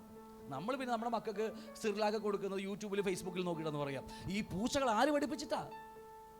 തപ്പി കണ്ടുപിടിച്ച് അമ്മയുടെ പാൽ കുടിച്ചിരിക്കും. കാരണം പൈതൃകമായി കടന്നു വരുന്നതാ. ഞാൻ പൂച്ചയുടെ കഥ പറയാനും പട്ടിയുടെയും കുരങ്ങൻ്റെ കഥ പറയാനല്ല, സ്വർഗത്തിൽ എനിക്ക് വേണ്ടി എന്നെ ജനിപ്പിച്ചൊരു പിതാവുണ്ടെന്ന് പറയാൻ വേണ്ടിയാ. ഹല്ലേലൂയ. അപ്പോൾ പൈതൃകമായിട്ട് ഇതുപോലെ കടന്നു വരികയാ, ഇതുപോലെ ജനിക്കുക. ഈ സിംഹക്കുട്ടി ഞാൻ കഴിഞ്ഞ ദിവസം പറഞ്ഞ ഇവൻ സിംഹം ആ കാട്ടിൽ രാജാവാണെന്ന് ആരെങ്കിലും പറഞ്ഞ് പഠിപ്പിച്ച ഏത് പുസ്തകത്തിൽ എഴുതി വെച്ചിരിക്കുന്നത്? നമ്മുടെ സ്കൂളിൽ പഠിക്കാൻ വേണ്ടി നമ്മൾ പണ്ട് പഠിച്ചിട്ടുണ്ട്, സിംഹമാണ് കാട്ടിലെ രാജാവ്. പക്ഷെ കാട്ടിപ്പോയ ഒരു പുസ്തകം കാണത്തില്ല. അവിടെ ആ രാജാവാണെന്ന് അവിടെ എഴുതൂല. പക്ഷേ ഇവൻ പറയും, ഇവൻ്റെ ജീവിതം പറയും ഇവനാണ് രാജാവെന്ന്. അവൻ്റെ കൊച്ചു സിംഹവും പറയും. കാരണം അവൻ്റെ അകത്ത് എന്താ പറയുക, ഓടിക്കൊണ്ടിരിക്കുന്ന, നമ്മൾ നാട്ടുഭാഷ പറഞ്ഞ ചോരയില്ലേ, ചോരയല്ല, നമ്മൾ നാട്ടുഭാഷ പറഞ്ഞ ചോര എന്ന് പറയും. പക്ഷേ ആ പൈതൃകമാണ് അവനെ യഥാർത്ഥമായ ആ ഒരു വ്യക്തിയാക്കി മാറ്റുന്നത്. അവൻ കുഞ്ഞാണെങ്കിലും കാട്ടുപോത്ത് വന്നാൽ അവൻ നിവർന്ന് നിന്നാലുണ്ടല്ലോ, ഞാൻ അവനെ നിർത്താൻ വേണ്ടിയല്ല, നമ്മുടെ അകത്തെ മനുഷ്യൻ നിവരാൻ വേണ്ടി പറയുക. പലപ്പോഴും പ്രതിസന്ധികളും പേമാരികളും കഷ്ടങ്ങളൊക്കെ നമ്മുടെ ജീവിതത്തിൽ കടന്നു വരുമ്പോൾ തകർക്കാൻ വേണ്ടിയല്ല, അതിന് നടുവിൽ നിവർന്നെന്ന് പറയണം, എന്നെ സൃഷ്ടിച്ച ദൈവമുണ്ട്, എന്നെ കാത്തു പരിപാലിക്കുന്ന സൃഷ്ടാവുണ്ട്, ഞാൻ ദൈവരാജ്യത്തിന് ജീവിക്കുന്നവനാണ്. പലപ്പോഴും പതറിപ്പോകുന്നു. അതോ എത്രയോ ദൈവകുഞ്ഞുങ്ങൾ മിനിസ്ട്രി ജീവിതത്തിൽ പരാജയം സംഭവിച്ചിരിക്കുന്ന അറിയാമോ? അങ്ങനെ തോൽക്കുന്നവർക്കുള്ളതല്ല മിനിസ്ട്രി, ജയിച്ച് മുന്നോട്ട് പോകുന്നവർക്കാ. സർവായുധ വർഗത്തെക്കുറിച്ച് പഠിക്കാൻ എവിടെയെങ്കിലും അവസരം കിട്ടിയാൽ, നമുക്ക് തലയിലുണ്ട് തൊപ്പിയല്ലേ, അകത്ത് ചെസ്റ്റിലുണ്ട് ഈ ബ്രസ്റ്റ് പ്ലേറ്റ് എന്നൊക്കെ പറയുന്നുണ്ട്, കയ്യിൽ പരിചയമുണ്ട്, നാവിൽ വാളുണ്ട് അല്ലേ, കാലിൽ ചെരിപ്പുണ്ട്, ഒക്കെയുണ്ട് നമുക്ക്. പക്ഷെ പുറകിൽ മാത്രമില്ല. ഒരു കുത്ത് കിട്ടിയ ഫ്രണ്ട് മുഴുവനും അടച്ചിരിക്കുക, പക്ഷെ പുറകിൽ ഒരു എന്താ പറയുക, ഒരു എന്തെങ്കിലും തട പോലുമില്ല. കാരണം ദൈവകുഞ്ഞുങ്ങൾക്ക് മുന്നോട്ട് പോകാനേ വഴിയുള്ളൂ, പുറംതിരിഞ്ഞ് പോകാൻ വഴിയില്ല. നമുക്ക് ഒരു ഓപ്ഷൻ നമുക്കില്ല. മിസ്രൈമിൽ നിന്ന് വിടുവിക്കപ്പെട്ടുകൊണ്ടുവന്ന ഇസ്രായേൽ ചെങ്കടൽ കടത്തി ഇപ്പുറത്ത് കൊണ്ടുവന്നു. അവർ വിചാരിച്ചു മിസ്രൈമില് ചുറ്റുള്ളി വെളുത്തുള്ളി ഒക്കെ അല്ലേ, മട്ടൻ കറിയൊക്കെ അവർ ഭയങ്കര മൂക്കിന്ന് പോയിട്ടുമില്ല, ഹൃദയത്തിൽ നാവിന്ന് പോയിട്ടില്ല അവർക്ക്. അവർ പലതും പറഞ്ഞു നോക്കി, ഞങ്ങൾക്ക് അങ്ങനെ പോകാനൊക്കെ ആഗ്രഹം പറഞ്ഞ് വിട്ടു അവർ ദൈവം. കാരണം ചെങ്കടൽ കടന്ന് ഇപ്പുറത്ത് കൊണ്ടുവന്നാൽ, നമ്മൾ സ്നാനപ്പെടുത്തി ഇപ്പുറത്തേക്ക് വന്നു കഴിഞ്ഞാൽ പിന്നീട് തിരിച്ചു പോകാമെന്ന് വിചാരിച്ചപ്പോൾ നടക്കത്തില്ല. പിന്നെ മരുഭൂമിട്ട് കറക്കി നമ്മളവിടെ കൊന്നുകളയും കർത്താവ്, അത്രയേ ഉള്ളൂ. പോയി ചാകടാന്ന് പറഞ്ഞ് കൊന്നുകളയും കർത്താവ്. ഞാൻ പറഞ്ഞു, നമുക്ക് മുന്നോട്ട് പോകുവാൻ മാത്രമേ അതാണ് യഥാർത്ഥമായ ദൈവകുഞ്ഞുങ്ങൾ എന്ന് പറയുന്നത്. മുന്നോട്ട് പോകുക. കാരണം നമ്മുടെ മുമ്പിൽ തോൽവി ഇല്ലെന്നേ. ദൈവം തോക്കുമെങ്കിൽ നമുക്ക് തോക്കാം. നിങ്ങളുടെ പിതാവ്, സ്വർഗീയ പിതാവ് തോക്കൂ? ഇരിപ്പ് കണ്ടിട്ട് തോറ്റ പോലെ ഇരിക്കുന്നത് പണ്ട് ഞാൻ എപ്പോഴും പറയുന്ന കാര്യമാണ്, അംബാസമുദ്രം, തിരുനെൽവേലിയുടെ അപ്പുറത്ത് അംബാസമുദ്രത്തിൽ ഒരു പാസ്റ്റർ, ഞാൻ എപ്പോഴും പറഞ്ഞ കാര്യമാണ്, പാസ്റ്റർ ഒരു പോരാട്ടമുണ്ട് എനിക്ക് വേണ്ടി പോയി. ഞാൻ പറഞ്ഞു, പാസ്റ്ററെ തൽക്കാലം പണിയൊക്കെ മാറ്റി വെച്ച് വല്ല കൂലിപ്പണിക്ക് പോകും, നിങ്ങൾ വേറെ പണിക്ക് പോകാൻ പറഞ്ഞു. കാരണം പോരാട്ടം നമുക്കുണ്ടെങ്കിൽ നമുക്കാ പോരാട്ടമുള്ളത്, നമുക്കാ പോരാട്ടം അവനോടുള്ളത്. നമ്മോട് പോരാട്ടം ഉണ്ടെങ്കിൽ നമ്മളുള്ള അവനേക്കാൾ ചെറിയവൻ നമ്മുടെ അകത്തിരിക്കുന്നത്. നമ്മൾ ഉള്ളവൻ ആരാ? വലിയ ലോകത്തുള്ളവനേക്കാൾ വലിയവനെന്ന് അറിഞ്ഞിട്ട് പോരാട്ടമുണ്ടെന്ന് പറഞ്ഞ് തോറ്റ് തൊപ്പിട്ടിരിക്കുക. ഞാൻ പറഞ്ഞ മനസ്സിലാവുന്നുണ്ടോ? അപ്പം അതുകൊണ്ട് ഈ നമ്മുടെ അകത്ത് വ്യാപരിക്കുന്ന പൈതൃകത്തിൻ്റെ വലിപ്പം ഒന്ന് അറിയണം ആദ്യം. അതാണ് വചനം നമ്മെ പഠിപ്പിക്കുന്നത്. പൈതൃകത്തിൻ്റെ വലിപ്പം, ദൈവത്തെ അറിയുമ്പോൾ അവൻ്റെ പരിജ്ഞാനത്തിൽ വളരുക. എപ്പോൾ ആ പരിജ്ഞാനത്തിൽ വളരുമ്പോൾ നമുക്ക് ലഭിക്കുന്നത് ഞാൻ ആരെന്നുള്ള വെളിപ്പാടാണ്, അല്ലെങ്കിൽ നമ്മുടെ ദൈവം ആരെന്നുള്ള വെളിപ്പാട്, അല്ലേ? അവൻ്റെ നീളവും ഉയരവും ആഴവും, അല്ലേ? ഇങ്ങനെയല്ലേ പറയുന്നത്? അവൻ്റെ വലിയ വലിപ്പം അറിയുമ്പോൾ ഞാനും ആരെന്നുള്ള വലിപ്പം നമുക്കറിയാൻ കഴിയും. അതുകൊണ്ട് സകല വിശുദ്ധന്മാരോടുകൂടി അവൻ്റെ ഉയരവും നീളവും ആഴമൊക്കെ സകല വിശുദ്ധന്മാരോടുകൂടി നമുക്ക് ഒരുമിച്ച് പഠിക്കുവാൻ പറയുന്നതിന് അർത്ഥം അറിയാമോ? നമ്മുടെ വലിയ ദൈവത്തെ ആ വലിപ്പത്തിൽ കാണണം നമ്മൾ, അല്ലാതെ കൊച്ചായിട്ടല്ല, അല്ലേ? ഞായറാഴ്ച വരുമ്പോൾ അന്യഭാഷ പറയുമ്പോൾ കർത്താവ് വലിയവനും, കുറച്ച് വായിൽ നിന്ന് അന്യായ ഭാഷ വരുമ്പോൾ കർത്താവ് ചുരുങ്ങി, പിന്നെ പേടിച്ച് വരച്ച് ജീവിക്കുന്ന പരിപാടിയല്ലേ ക്രിസ്ത്യ ജീവിതം, ആഞ്ഞും കൊണ്ട് മുന്നോട്ട് പോകുന്ന പരിപാടി. അപ്പം അതുകൊണ്ട് നമ്മളും ഈ സിംഹക്കുട്ടിയാണെങ്കിലും അവൻ്റെ അകത്ത് വ്യാപരിക്കുന്നത് ആ സിംഹത്തിൻ്റെ, അല്ലേ, പൈതൃകത്തിൻ്റെ എല്ലാ അംശങ്ങളാണ്. ഞരമ്പിലോടുന്ന, നമ്മൾ നാട്ടുഭാഷ പറഞ്ഞ ഞരമ്പിലോടുന്നത്, അല്ലേ, ആ രക്തമാണ്. അവൻ തോക്കത്തില്ല. ഒന്ന് വളർത്തി നോക്ക്, നിങ്ങളുടെ ഒരു സിംഹക്കൊച്ചിനെ വീട്ടിൽ വരുന്നത് വളർത്തി നോക്ക്. അവനൊരു ഒരു 2 വയസ്സാവുമ്പോൾ അവൻ നമ്മൾ ഡിനിൽ ഫ്രൈ എന്ന് പറഞ്ഞ് മേടിച്ച് അവൻ ഉണ്ടാക്കി കളയും, എന്നെ കടിച്ച് കഴിച്ചു. അവൻ്റെ പ്രകൃതം അതാണ്. എനിക്ക് പറഞ്ഞ് മനസ്സിലാവുന്നുണ്ടോ? അപ്പം അതുകൊണ്ട് തലമുറയായി മാതാപിതാക്കളിൽ നിന്ന് കുഞ്ഞുങ്ങൾക്ക് പകരപ്പെടുന്ന ഗുണങ്ങളും എന്തുവാകട്ടെ, 2 ചീത്തയുമുണ്ട്. അത് ജീവശാസ്ത്രപരമായും ശാരീരികപരമായിട്ടും, അല്ലേ? എനിക്കിത് വലിയ പൊക്കം, എനിക്ക് 6 അടി 7 അടി പൊക്കം വേണമെന്ന് നടക്കത്തില്ല. അത് ആ ഒരു പൈതൃകത്തിൽ നിന്ന് വരുന്ന നമുക്കുള്ളൂ എന്ന കാര്യം മറന്നു പോകരുത്. ഇത്ര നിങ്ങൾക്ക് പറഞ്ഞ് മനസ്സിലായോ? അപ്പം അതുകൊണ്ട് ഒരു കുരങ്ങൻ്റെ അതുകൊണ്ടാണ് എപ്പോഴും പറയുന്ന കാര്യമുണ്ട്. നമ്മൾ പൊതുവെ പറയാറുണ്ട്, കാക്കക്കൂട്ടിൽ കുയിൽ മുട്ടയിടുന്നുണ്ട്, കാക്കയുടെ കൂട്ടി കുയിൽ മുട്ടയിട്ടും എന്തൊക്കെ പറഞ്ഞു. മുട്ട വിരിഞ്ഞാൽ അവൻ ആ കുയിൽ എൻ്റെ പണി നോക്കി പോകും. നിങ്ങൾ പണിയെടുത്ത് നോക്കിക്കോ. 6 മണിക്ക് ശേഷം നിങ്ങൾ മരച്ചില്ലകളിൽ പോയി നോക്കിയാൽ ഒരുപാട് കൂടുകൾ കാണാൻ പറ്റും. കാക്കകൾ ചേക്കേറുന്നത് കാണാൻ പറ്റും, അല്ലേ? കുയിലുകൾ ചേക്കേറ് നമുക്ക് കാണാൻ കഴിയും. ചെമ്പോത്തുകൾ ചേക്കേറ് നമുക്ക് കാണാൻ കഴിയും. ഒരു ചെമ്പോത്തിൻ്റെ കൂട്ടിൽ ഒരു കുയിലും കയറത്തില്ല, ഒരു കുയിലിൻ്റെ കൂട്ടിൽ ഒരു കാക്കയും കയറത്തില്ല. അവരവരെ കൂട്ടി കയറത്തുള്ളൂ. കാരണം അതാ യഥാർത്ഥമായ ദൈവം അങ്ങനെ വെച്ചിരിക്കുന്നത്. പൈതൃകത്തിൻ്റെ ബലമാണത്. ഞാനും നിങ്ങൾ ഒരു കൂട്ടിക്കയറും, അതൊരു ദിവസം കൂട്ടിക്കയറും. അത് ഞാൻ പറഞ്ഞ മനസ്സിലാവുന്നുണ്ടോ? കൂട്ടിക്കയറാൻ താല്പര്യമില്ലാത്ത പോലെ ഇരിക്കുന്നത്, അല്ലേ? കൂട്ടിക്കയറും നമ്മൾ ഒരു ദിവസം നമ്മുടെ ആ സ്വർഗീയ പിതാവിൻ്റെ ഭവനത്തിനകത്ത്. അവിടെ ഒരു കൂട്ടരേ ഉള്ളൂ യേശുവിനെ പോലെ ആയി മാറിയവർ, അവൻ്റെ പുത്രത്തോട് അനുരൂപരായവർ. അല്ലാത്തൊരു കാക്കയും പൂച്ചയും, അല്ലേ, ഒരു പാതിയായവനൊന്നും അവിടെ കാണത്തില്ല. ഒരൊറ്റ കൂട്ടർ മാത്രമേ ഉണ്ടാകത്തുള്ളൂ. അതാ പറയുക, പൈതൃകം, അവൻ്റെ പൈതൃകം പൂർണ്ണമായി വെളിപ്പെടുന്ന മക്കൾ. വാക്കിലും നോട്ടത്തിലും പെരുമാറ്റത്തിലും ചിന്തയിലും പോലും എല്ലാം. ഞാൻ പറഞ്ഞ അർത്ഥം മനസ്സിലാവുന്നുണ്ടോ? നമ്മുടെ ജീവിത സകല സാഹചര്യ മേഖലകൾ, എല്ലാ മേഖലകളിലും അവൻ്റെ ആ പുരുഷത്വം, അല്ലെങ്കിൽ പുരുഷത്വം എന്നാണ് പറയുന്നതെങ്കിൽ പോലും പറയുക, നമ്മുടെ ജീവിതത്തിൽ അവൻ്റെ ഗുണങ്ങൾ പൈതൃകം വെളിപ്പെടുന്നത് പോലെ ഇരിക്കും നമ്മുടെ ജീവിതത്തിൽ മാറ്റങ്ങൾ സംഭവിക്കുന്നത്. എത്രയൊക്കെ പറഞ്ഞ മനസ്സിലായി ഞാൻ പറഞ്ഞത്? അതുകൊണ്ട് ഇത്രയും ഞാൻ പിക്ചറിൽ കാണിച്ചത്, ഒരിക്കലും പൂച്ചക്കൂട്ടിൽ പട്ടി ജനിക്കത്തില്ല, പട്ടിയുടെ വയറ്റിൽ അല്ല പൂച്ച ജനിക്കത്തില്ല, ഒന്നുമില്ല. അത് പൈതൃകപരമായി ഇത് അങ്ങനെ വെച്ചിരിക്കുക. അതുകൊണ്ടാണ് നമ്മൾ മനുഷ്യനായി ജനിക്കുവാൻ ഒരു മനുഷ്യൻ, PS ഗോപി എന്ന് പറയുന്ന ഒരു അച്ഛനാൽ ഞാൻ ജനിച്ചു മനുഷ്യനായിട്ട്. പക്ഷേ അതിനേക്കാൾ അപ്പുറമായി അത് മരണത്തിൽ അവസാനിക്കും, മണ്ണിൽ ഒടുങ്ങിപ്പോവും. പക്ഷേ എൻ്റെ അകത്ത് വീണ്ടും ജനിക്കപ്പെട്ട ഒരു പുതു മനുഷ്യനുണ്ട്. അത് സ്വർഗത്തിൽ നിന്ന് ജനിച്ചതാണ്, സ്വർഗീയ പിതാവിൽ നിന്ന് ജനിച്ചതാണ്. പുത്രൻ്റെ യേശു ക്രിസ്തുവിൻ്റെ, ആ നല്ല വാക്കല്ലേ, യേശുവിനെ അല്ല, യേശു ക്രിസ്തുവിൻ്റെ രക്തത്താൽ പിറന്നതാണ് നമ്മളെല്ലാവരും. അതിൻ്റെ വലിപ്പം നമ്മൾ അറിയണം. പാതി വഴി ഇട്ടേച്ച് കളയുന്ന ദൈവമല്ല നമ്മളിത് നിത്യതയിലെത്തിക്കുവോളം. ഈ പാടിയ പാട്ടുണ്ടായില്ലേ, നിത്യതയോളം സ്നേഹിച്ചിടാമെന്ന പാട്ട് എന്തത്രേ. നോക്കി, നിത്യതയോളം എത്തിക്കുവാൻ കർത്താവ് സന്നദ്ധത. പക്ഷേ നമ്മൾ ഈ പൈതൃകത്തിനകത്ത് ജനിച്ചാൽ മാത്രം പോരാ, അവിടെ അടുത്ത നമ്മൾ പറയാൻ പോകുന്ന അതിനെക്കുറിച്ച് വളരുവാനും നമ്മൾ വില്ലിങ് ഉണ്ടാകണം. വെറുതെ ജനിച്ചിട്ട് കാര്യമില്ല.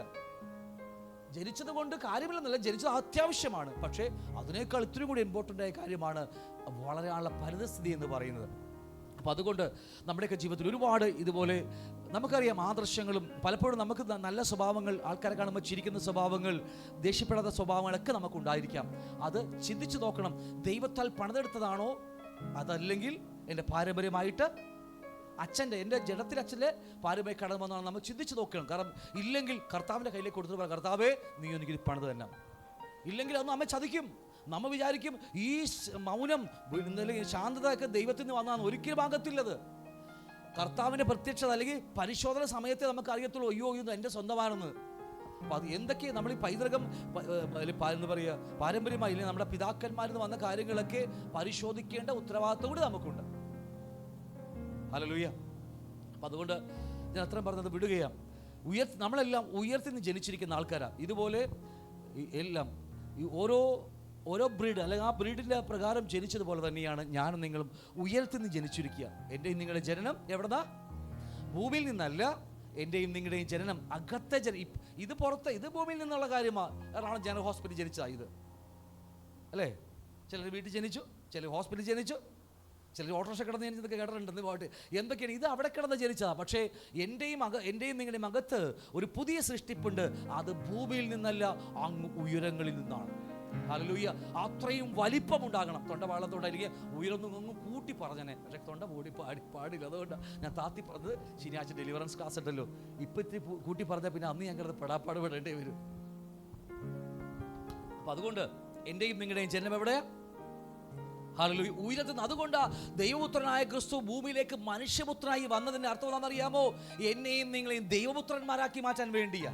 സ്വർഗസ്ഥനായവൻ, ആ എന്താ പറയുക, യെശയ്യാപ്രവചന പുസ്തകത്തിൽ നിത്യപിതാവ് അല്ലേ, സമാധാന പ്രഭു, നിത്യപിതാവ് എന്ന് പറയുന്ന ആ മഹാദൈവമായ യേശുക്രിസ്തു, യഹോവ തന്നെയായ യേശുക്രിസ്തു, അവൻ ഭൂമിയിലേക്ക്, ആ സ്വർഗസ്ഥനായവൻ ഭൂമിയിലേക്ക് മനുഷ്യനായി ഇറങ്ങി വന്നത് എന്നെയും നിങ്ങളെയും ദൈവപുത്രനാക്കി മാറ്റാൻ വേണ്ടിയാ, സ്വർഗീയന്മാരാക്കി മാറ്റാൻ വേണ്ടിയാ, സ്വർഗീയ കുടുംബത്തിൽ ജനിപ്പിച്ച് അവിടെ എത്തിക്കാൻ വേണ്ടിയാ ആ മനുഷ്യപുത്രനായി അവൻ താഴ്ന്ന ഭൂമിയിലേക്ക് നമ്മെപ്പോലെ ഇറങ്ങി വന്ന കാര്യം മറന്നു പോകരുത്. ഹല്ലേലൂയ. എന്നിട്ട് എന്നെയും നിങ്ങളെയും അകത്ത് ഒരു പുതിയ സൃഷ്ടിപ്പ്, ഈ പറഞ്ഞതുപോലെ പുതിയ സൃഷ്ടിപ്പ് അല്ലേ, ജയിക്കാനായി നേരത്തെ പഠിച്ചില്ലേ, അവനാ നിന്നാ മതി, സിംഹക്കുഞ്ഞ് നിന്നാ മതി, അവനറിയാം അവൻ ആരാണെന്ന്. അതുപോലെ എൻ്റെ നിങ്ങളുടെ അകത്ത് വീണ്ടും ജനിക്കപ്പെട്ട പുതുമനുഷ്യൻ, അവൻ യഹൂദാ ഗോത്രത്തിലെ അവൻ സിംഹമാണെങ്കിൽ, യഹൂദാ ഗോത്രത്തിലെ സിംഹമാണെങ്കിൽ ഇവൻ സിംഹക്കുട്ടി തന്നെയാണെന്നേ. എൻ്റെയും നിങ്ങളുടെ മകത്ത് വീണ്ടും ജനിക്കപ്പെട്ട പുതുമനുഷ്യൻ, എന്നെ മറന്നു പോകരുത്.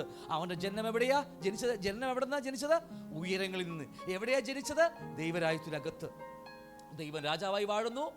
ദൂതന്മാരുടെ വിലാസങ്ങളുള്ള ദൂതന്മാർ സഞ്ചയിക്കുന്ന ആ മനോഹരമായ ദൈവരാജ്യത്തിനകത്ത്, അതിനകത്ത് പിശാചുക്കൾക്ക് എത്തി നോക്കാൻ പോലും കഴിയത്തില്ല. ഹല്ലേലൂയ.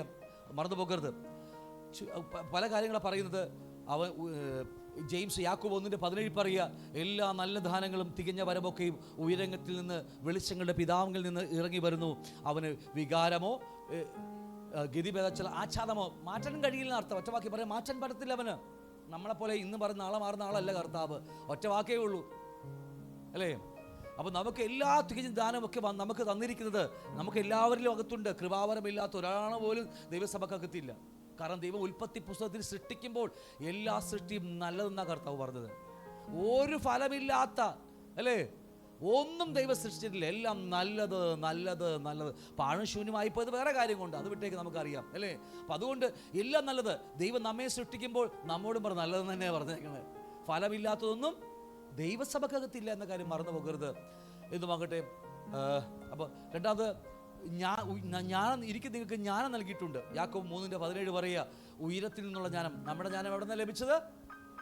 ഏതെങ്കിലും ബൈബിൾ സ്കൂളിൽ നിന്ന് BTH MTH പഠിച്ചതല്ല അല്ലേ.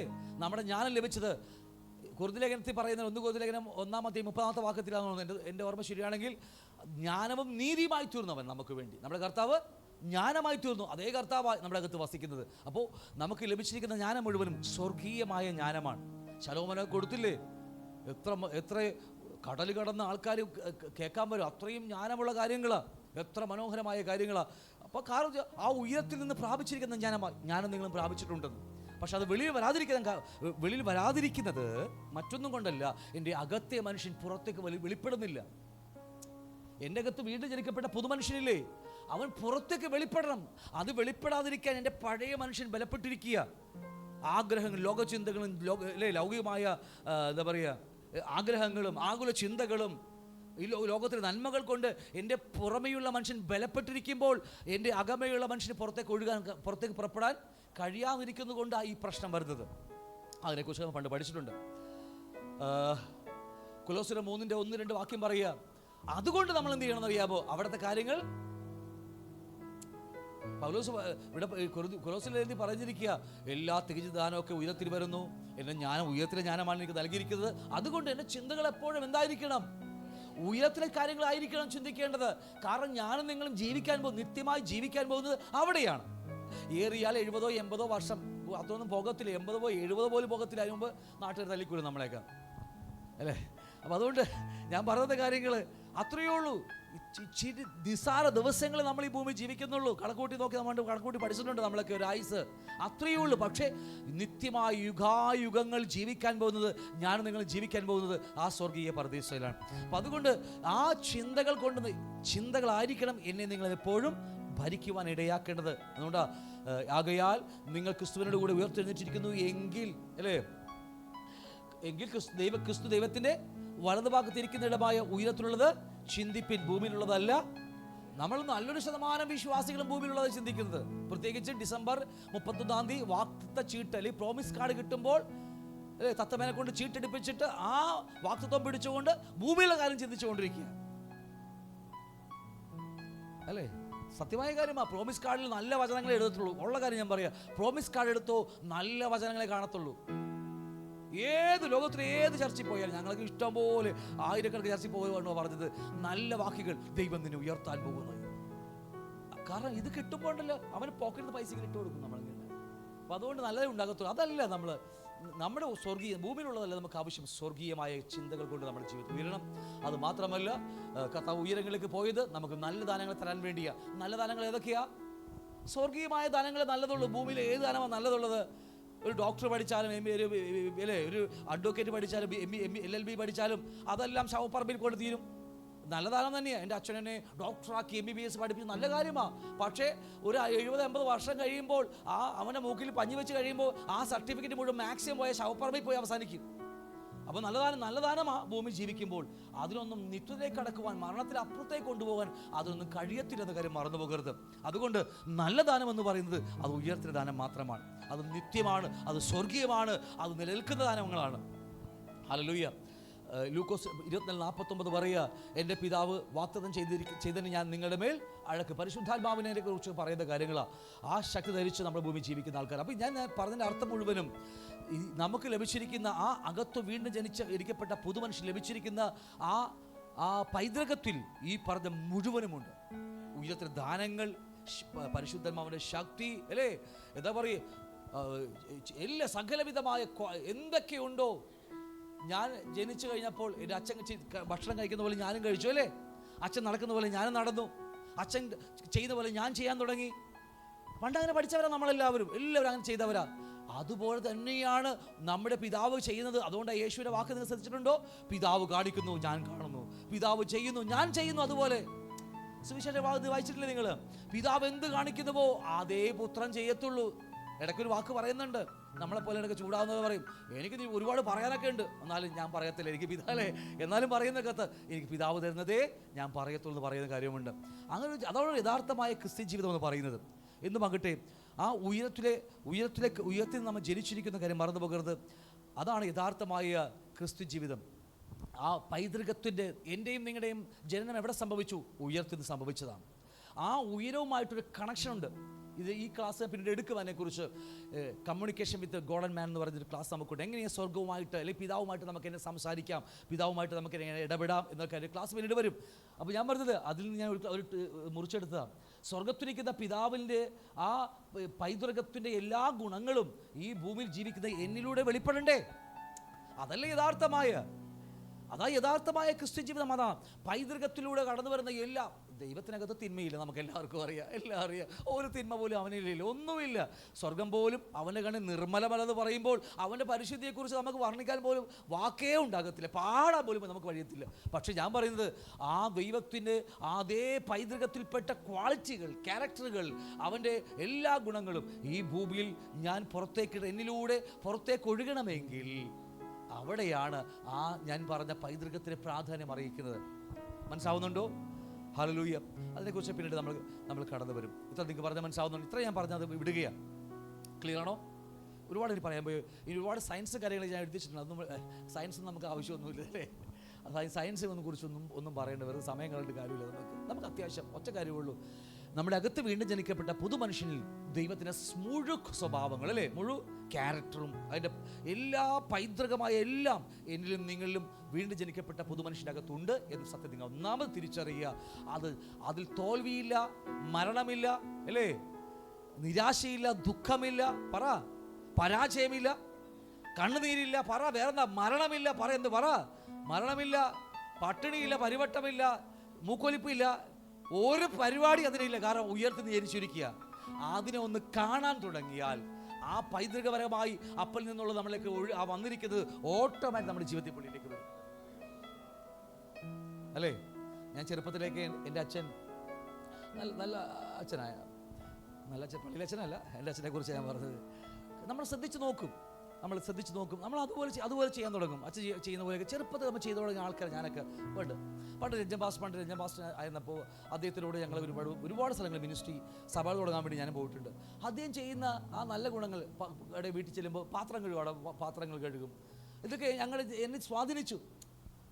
പൈതൃകപരമായി അല്ലെങ്കിൽ പോലും പല കാര്യങ്ങളും നമ്മളെ സ്വാധീനിക്കും അല്ലേ. അങ്ങനെയെങ്കിൽ ഈ പൈതൃകമായി വന്ന കാര്യം ഇത് പൈതൃകമല്ലെന്ന് പറയരുത്. ഞാൻ ഈ പറഞ്ഞ രഞ്ജൻ പാസ്റ്ററിന് ഞാൻ പഠിച്ചത് പൈതൃകമല്ലെന്ന് പറഞ്ഞേക്കരുത്. കാരണം അദ്ദേഹത്തിൽ വ്യാപരിക്കുന്നതും എന്നിൽ വ്യാപരിക്കുന്ന ഒരേ ആത്മാവ് തന്നെയാണ്. അപ്പം അതുകൊണ്ട് ചേർത്ത് വെച്ചാലും തെറ്റൊന്നുമില്ലെന്ന് ഞാൻ പറയാം. അതുകൊണ്ട് എൻ്റെ ക്രിസ്ത്യ ജീവിതത്തിൽ, എൻ്റെ മിനിസ്ട്രി ജീവിതത്തിൽ തമിഴ്നാട്ടിൽ പോയപ്പോൾ അതേ ചെയ്തത് ഞാൻ അവിടെ ചെയ്തപ്പോൾ ആയിരക്കണക്കിന്, പതിനായിരക്കണക്കിന് ദൈവദാസന്മാർ എന്താ പറയുക, ആ രക്ഷയിലേക്ക്, അല്ലെങ്കിൽ എന്താ പറയുക, ആ നിത്യത്തിലേക്ക് ഇത്തിരി കൂടി ആഴത്തിലേക്ക് കടന്നു വരാൻ അവരിടയാക്കി നമ്മുടെ ചെറിയ പ്രവൃത്തികളാണ്. ആത്മാവിൻ്റെ ആ ചില പ്രവൃത്തി നമ്മൾ കാണുമ്പോൾ നമ്മുടെ ജീവിതത്തിൽ ഒരുപാട് മാറ്റം സംഭവിക്കും. എന്തുമാകട്ടെ, അത്രയും ഞാൻ പറഞ്ഞു വിടുകയാണ്. നിങ്ങളുടെ അപ്പനെക്കുറിച്ച് അറിയും തോറും നിങ്ങളുടെ അകത്തെ മനുഷ്യൻ പുറത്തേക്ക് ഒഴുകാൻ തുടങ്ങും. അതാണ് പൈതൃകം എന്ന് പറയുന്നത്. അപ്പനെക്കുറിച്ച് അറിയുന്ന അറിവിൽ, പരിജ്ഞാനത്തെക്കുറിച്ച് തമിഴ് പറയുന്നതിൻ്റെ വാക്ക് ഇങ്ങനെയാണ്. ജ്ഞാനം എന്ന് പറഞ്ഞാൽ തമിഴ് അറിവ് തന്നെയാണ്. തമിഴ് അറിവ് തന്നെയാണ്. എന്നാൽ തമിഴ് ബൈബിൾ ഇങ്ങനെയാണ്. പരിജ്ഞാനത്തെക്കുറിച്ച് തമിഴ് ബൈബിൾ എഴുതിയിരിക്കുന്നത് കർത്തറെ, തമിഴാണ് എനിക്ക് അറിയാൻ പാടില്ല, കർത്തറെ അറിയുക അറിവെന്ന് പറയും. ശരിയല്ലേ? കർത്തറെ ഒന്ന് പറഞ്ഞേ, ഇതാ സാധനം. അപ്പോൾ ആ സാധനം കർത്തറെ അറിയുക അറിവെന്ന് പറഞ്ഞാൽ കർത്താവിനെ രുചിച്ചനുഭവിച്ചറിയും തോറും എത്രത്തോളം അനുഭവിക്കുന്നു അതാണ് യഥാർത്ഥമായ പരിജ്ഞാനം എന്ന് പറയുന്നത്. ഞാൻ തമിഴ് നല്ല ട്രാൻസ്ലേഷൻ. അത് എത്രത്തോളം ക്രിസ്തുവിനെ അറിയാൻ തുടങ്ങുന്നുവോ, അപ്പനെ അറിയുന്നുവോ, അത്രത്തോളം എൻ്റെ അകമയുള്ള മനുഷ്യൻ ആ പൈതൃകത്തിൽ വളരാൻ തുടങ്ങും. ഒന്നും മിണ്ടിയില്ലല്ലോ. ഓക്കെ, കർത്താവ് നിങ്ങളെ സഹായിക്കട്ടെ. അപ്പോൾ ഇവിടെ ഇരിക്കുന്ന എല്ലാവരും ആ സ്വർഗീയ പിതാവിൻ്റെ പൈതൃകത്തിൻ്റെ അംശികളാണ്. ആ ക്വാളിറ്റിയും ആ ക്യാരക്ടറൊക്കെ നമ്മുടെ അകത്തുണ്ട്, അകത്തെ മനുഷ്യനുണ്ട്. എത്രത്തോളം അകത്തെ മനുഷ്യൻ വളർന്നുവോ വളരുവാൻ ഫുഡ് ആവശ്യമാണ്. ഡെയിലി ബ്രെഡിനെ കുറിച്ച് പണ്ട് പഠിച്ചിട്ടുണ്ട്. 3-4 ക്ലാസ് ഡെയിലി ബ്രെഡിനെ കുറിച്ച് പഠിച്ചിട്ടുണ്ട്. അന്നുള്ള ആഹാരം കർത്താവ് പ്രാർത്ഥന പഠിപ്പിച്ചത് സ്വർഗസ്ഥനായ പിതാവേ, അങ്ങനെ നാമം വിശുദ്ധീകരിക്കപ്പെടണമേ, അവിടുത്തെ രാജ്യം വരണമേ, അവിടുത്തെ ഹിതം സ്വർഗത്തിലെ പോലെ ഭൂമിയിലുമാകണമേ. അടുത്ത വാക്യം, 9-ാമത്തെ വാക്യം. അന്നുള്ള ആഹാരം പുട്ടും കടലയല്ല. എൻ്റെ ഹൃദയം ദേഹിക്ക് പാപത്താൽ മലിനപ്പെട്ടു പോയി. നടക്കുവാൻ എനിക്ക് വഴിയറിയത്തില്ല, വെളിച്ചമില്ല. എനിക്ക് നീ തരുന്ന വചനമാണ് എനിക്ക് വെളിച്ചം കാട്ടിത്തരുന്നത്. അതുകൊണ്ട് അന്നുള്ള ആഹാരം, ഡെയിലി ബ്രെഡ്, ആത്മീയമാണ് എനിക്ക് തരണം എന്ന് ഞാൻ രാവിലെ തോറും പ്രാർത്ഥിക്കുകയാണ് നമ്മളല്ലേ, ആണോ? അങ്ങനെ പ്രാർത്ഥിക്കുമ്പോൾ എൻ്റെ അകത്തെ മനുഷ്യൻ വളരാൻ തുടങ്ങുകയാണ്, അല്ലെങ്കിൽ അവൻ ഗൈഡൻസ് കിട്ടുക. അത്ര ഞാൻ പറഞ്ഞത് വിടുകയാണ്. പരതസ്ഥിതിയെക്കുറിച്ച് വളരെ പ്രാധാന്യം അറിയിക്കുന്ന വിഷയമാണ്. അത് ഞാൻ ഇന്നുകൊണ്ട് പറഞ്ഞ് അവസാനിപ്പിക്കാൻ ശ്രമിക്കാം. പരതസ്ഥിതി, ഞാനൊരു കാര്യം പറയാം. നമ്മുടെ അകത്ത് പുതുമനുഷ്യൻ വീണ്ടും ജനിച്ചതാണ്. ഒരുപക്ഷെ 25 വർഷങ്ങൾക്ക് മുമ്പ് വീണ്ടും ജനിച്ചതായിരിക്കാം. ഒരുപക്ഷെ 30 വർഷങ്ങൾക്ക് മുമ്പ് വീണ്ടും ജനിച്ചതായിരിക്കും, ഒരുപക്ഷെ 5 വർഷങ്ങൾക്ക് മുമ്പ് വീണ്ടും ജനിച്ചതായിരിക്കാം. പക്ഷെ എത്ര വർഷമായാലും അവൻ ഇന്നും ബോൺസായി അല്ലേ, ബോൺസായി മരവില്ലേ അല്ലേ? വർഷം 40 ഉണ്ടാകും, പക്ഷേ 40 വർഷം പ്രായമുള്ളത് ഇത്ര പൊക്കമുള്ളൂ. ആണെങ്കിലും കണ്ടിട്ടില്ലേ നിങ്ങൾ? ഒരെണ്ണം മേടിച്ച് വെക്കണം സഭക്കകത്ത്, അല്ലെങ്കിൽ കാണാൻ വേണ്ടി, നമുക്കൊന്ന് മനസ്സിലാവാൻ വേണ്ടിയാ. കാരണം ബോൺസായി മരം പോലെ ഇരിക്കും. കാരണം അറിയാമോ, ഈ പരിതസ്ഥിതി വളരെ ഇമ്പോർട്ടൻ്റ് വിഷയമാണ്. കാരണം ജനനം നല്ല കാര്യമാണ്, ജനിച്ചത് നല്ല തന്നെയാണ്, ജനനം നല്ല ജനനമാണ്. പക്ഷേ പരിതസ്ഥിതി മോശമാണെങ്കിൽ ജനിച്ചത് കൊണ്ട് ഒരു ഗുണമുണ്ടാകത്തില്ല. ഞാൻ അതിനെക്കുറിച്ച് ആഴമായി ഒന്ന് ചിന്തിച്ച് പഠിച്ചു നോക്കിയപ്പോൾ ബോൺസായി മരം അത് ഹൈബ്രിഡ് എന്നൊക്കെ പറയുന്നുണ്ടെങ്കിൽ പോലും എനിക്ക് അത്രത്തെ ആഴത്തിലേക്ക് പോയില്ലെങ്കിൽ പോലും ഈ ഒരു മരം നടുമ്പോൾ അതിന് വളരുവാൻ ഒരു വലിയ മരമാണെന്ന് വിചാരിച്ചു. ഒരു വലിയ മരത്തിൻ്റെ തൈ എടുത്ത് നമ്മൾ ഒരു കുഞ്ഞ് ചെടിച്ചട്ടിയിൽ ഇത്രയുള്ള ഒരു കുഞ്ഞു കപ്പിൽ നമ്മൾ ആ ചെടി വെച്ചാൽ അത് എങ്ങനെ വളരാൻ കഴിയും? അതിന് ഞാൻ പറഞ്ഞ് മനസ്സിലായി നിങ്ങൾക്ക്? ഒരു വലിയ മരമാകേണ്ട ഒരു മരം എടുത്തിട്ട് ഒരു ഇത്രയുള്ള കുഞ്ഞു ചട്ടി നമ്മുടെ വീട്ടിലുള്ള ഗ്ലാസ്സിൽ വെച്ച് മണ്ണും ഇട്ട് ഇച്ചിരി അല്ലെ വളമൊന്നുമില്ല, വളവും കൊടുത്തില്ല, ഇച്ചിരി മണ്ണ് മാത്രം ഇട്ടിട്ട് ആ ചെടി നട്ടാൽ അത് വളരൂ.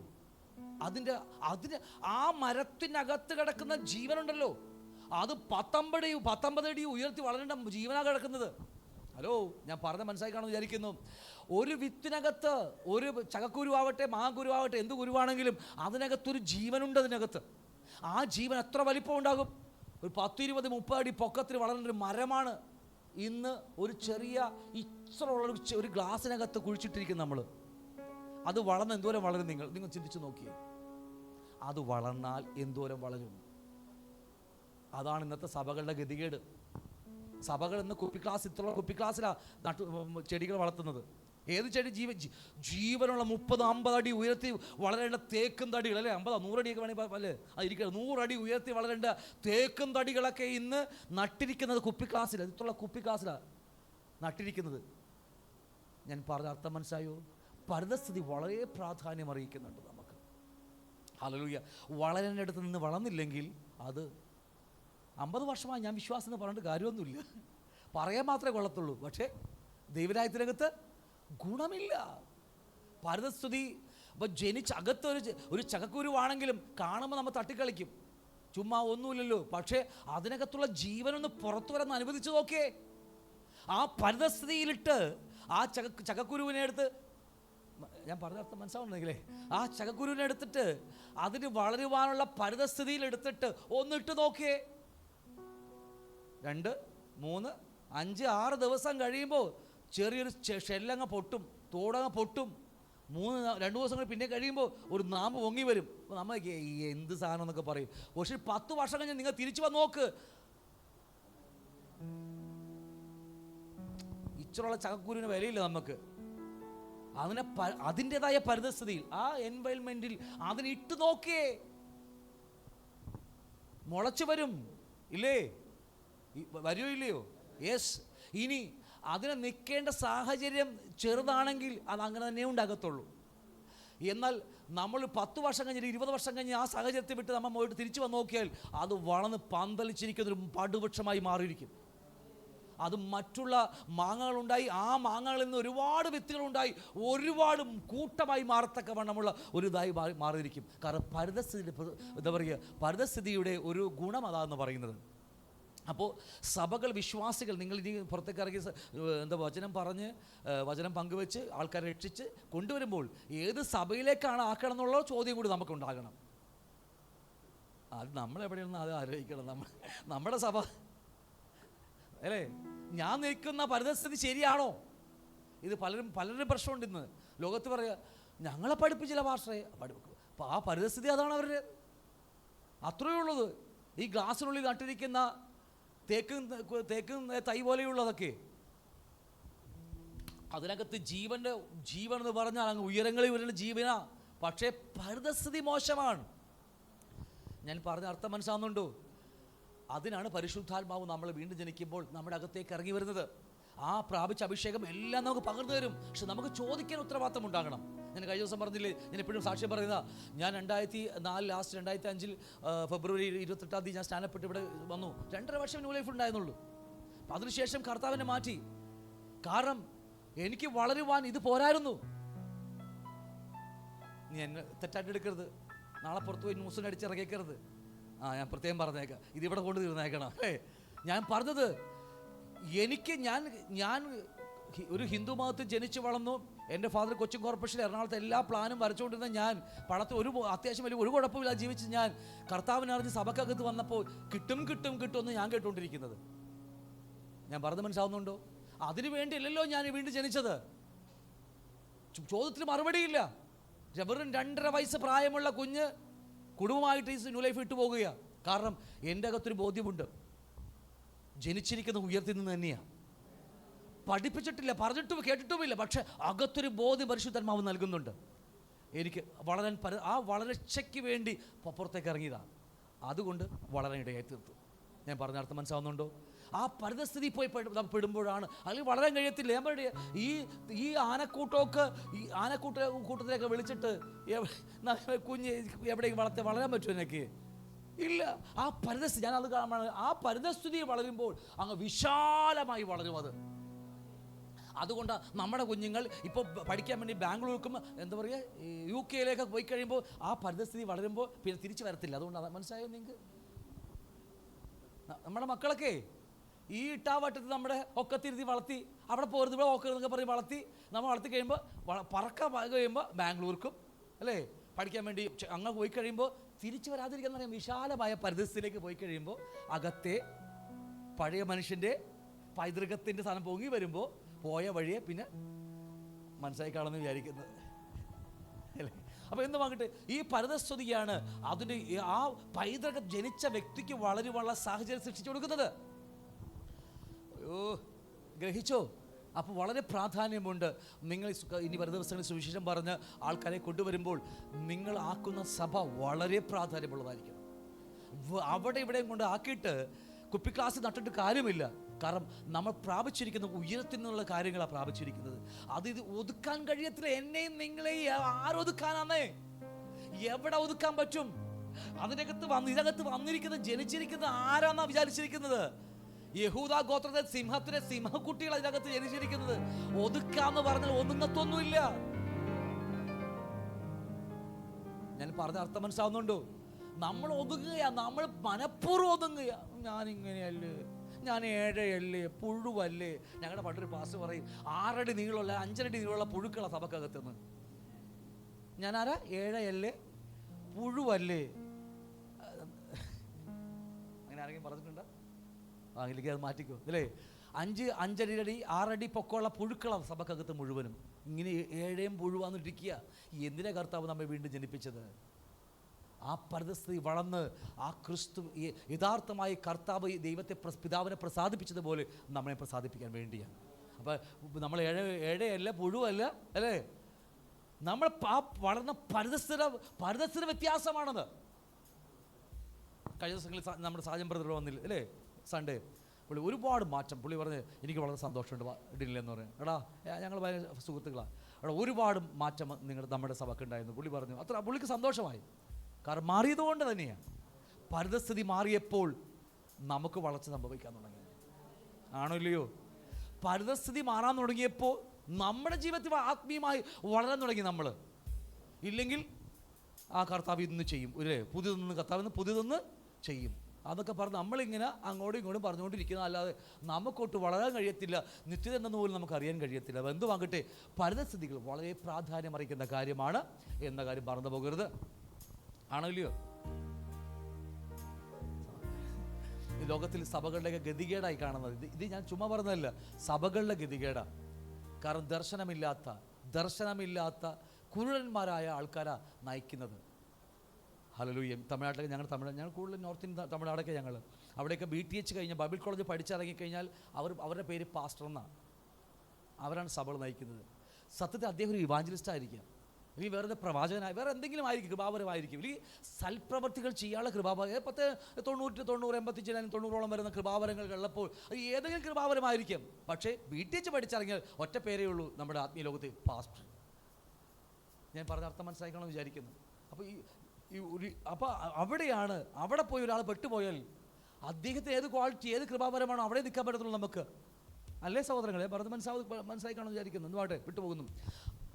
അപ്പോൾ അതുപോലെ ഓരോ ഉൽപ്പത്തി പറഞ്ഞ പോലെ പറവജാതികളുടെ മേൽ, ഉരകങ്ങളുടെ മേൽ, അല്ലെ മത്സ്യങ്ങളുടെ മേലൊക്കെ വാഴുവാൻ ദൈവം നമുക്ക് അധികാരം നൽകിയെന്ന് പറഞ്ഞ പോലെ എല്ലാത്തിനും അതിൻ്റെ ഒരു ആവാസ വ്യവസ്ഥയും വെച്ചിട്ടുണ്ട്. നമുക്ക് ഏതിനും ഒരു ആവാസ വ്യവസ്ഥയുണ്ട്, അല്ലേ? ആണോ ഇല്ലയോ? ഏതും ദൈവത്തിൻ്റെ സൃഷ്ടിപ്പ് എല്ലാത്തിനും അതുപോലെ ദൈവം വെച്ചിരിക്കുക. അതുകൊണ്ട് യെശയ്യാപ്രവചനം 41-40 വാക്യത്തിൽ വാക്ക് പറയുന്നില്ലേ, ഭൂമി ദൈവം മനുഷ്യർക്ക് വസിക്കാൻ. വാക്യം എങ്ങനെ ഒന്ന് കറക്റ്റായിട്ട് പറഞ്ഞേ. വാഴുവാനല്ല, ഒരു നല്ലൊരു വചനമായിട്ട് കിട്ടിയ പാർപ്പിനത്രേ. കറക്റ്റ് വാക്ക്. ദൈവം ഭൂമിയെ സൃഷ്ടിച്ചത് മനുഷ്യൻ്റെ പാർപ്പിന് വേണ്ടിയാ, അല്ലേ?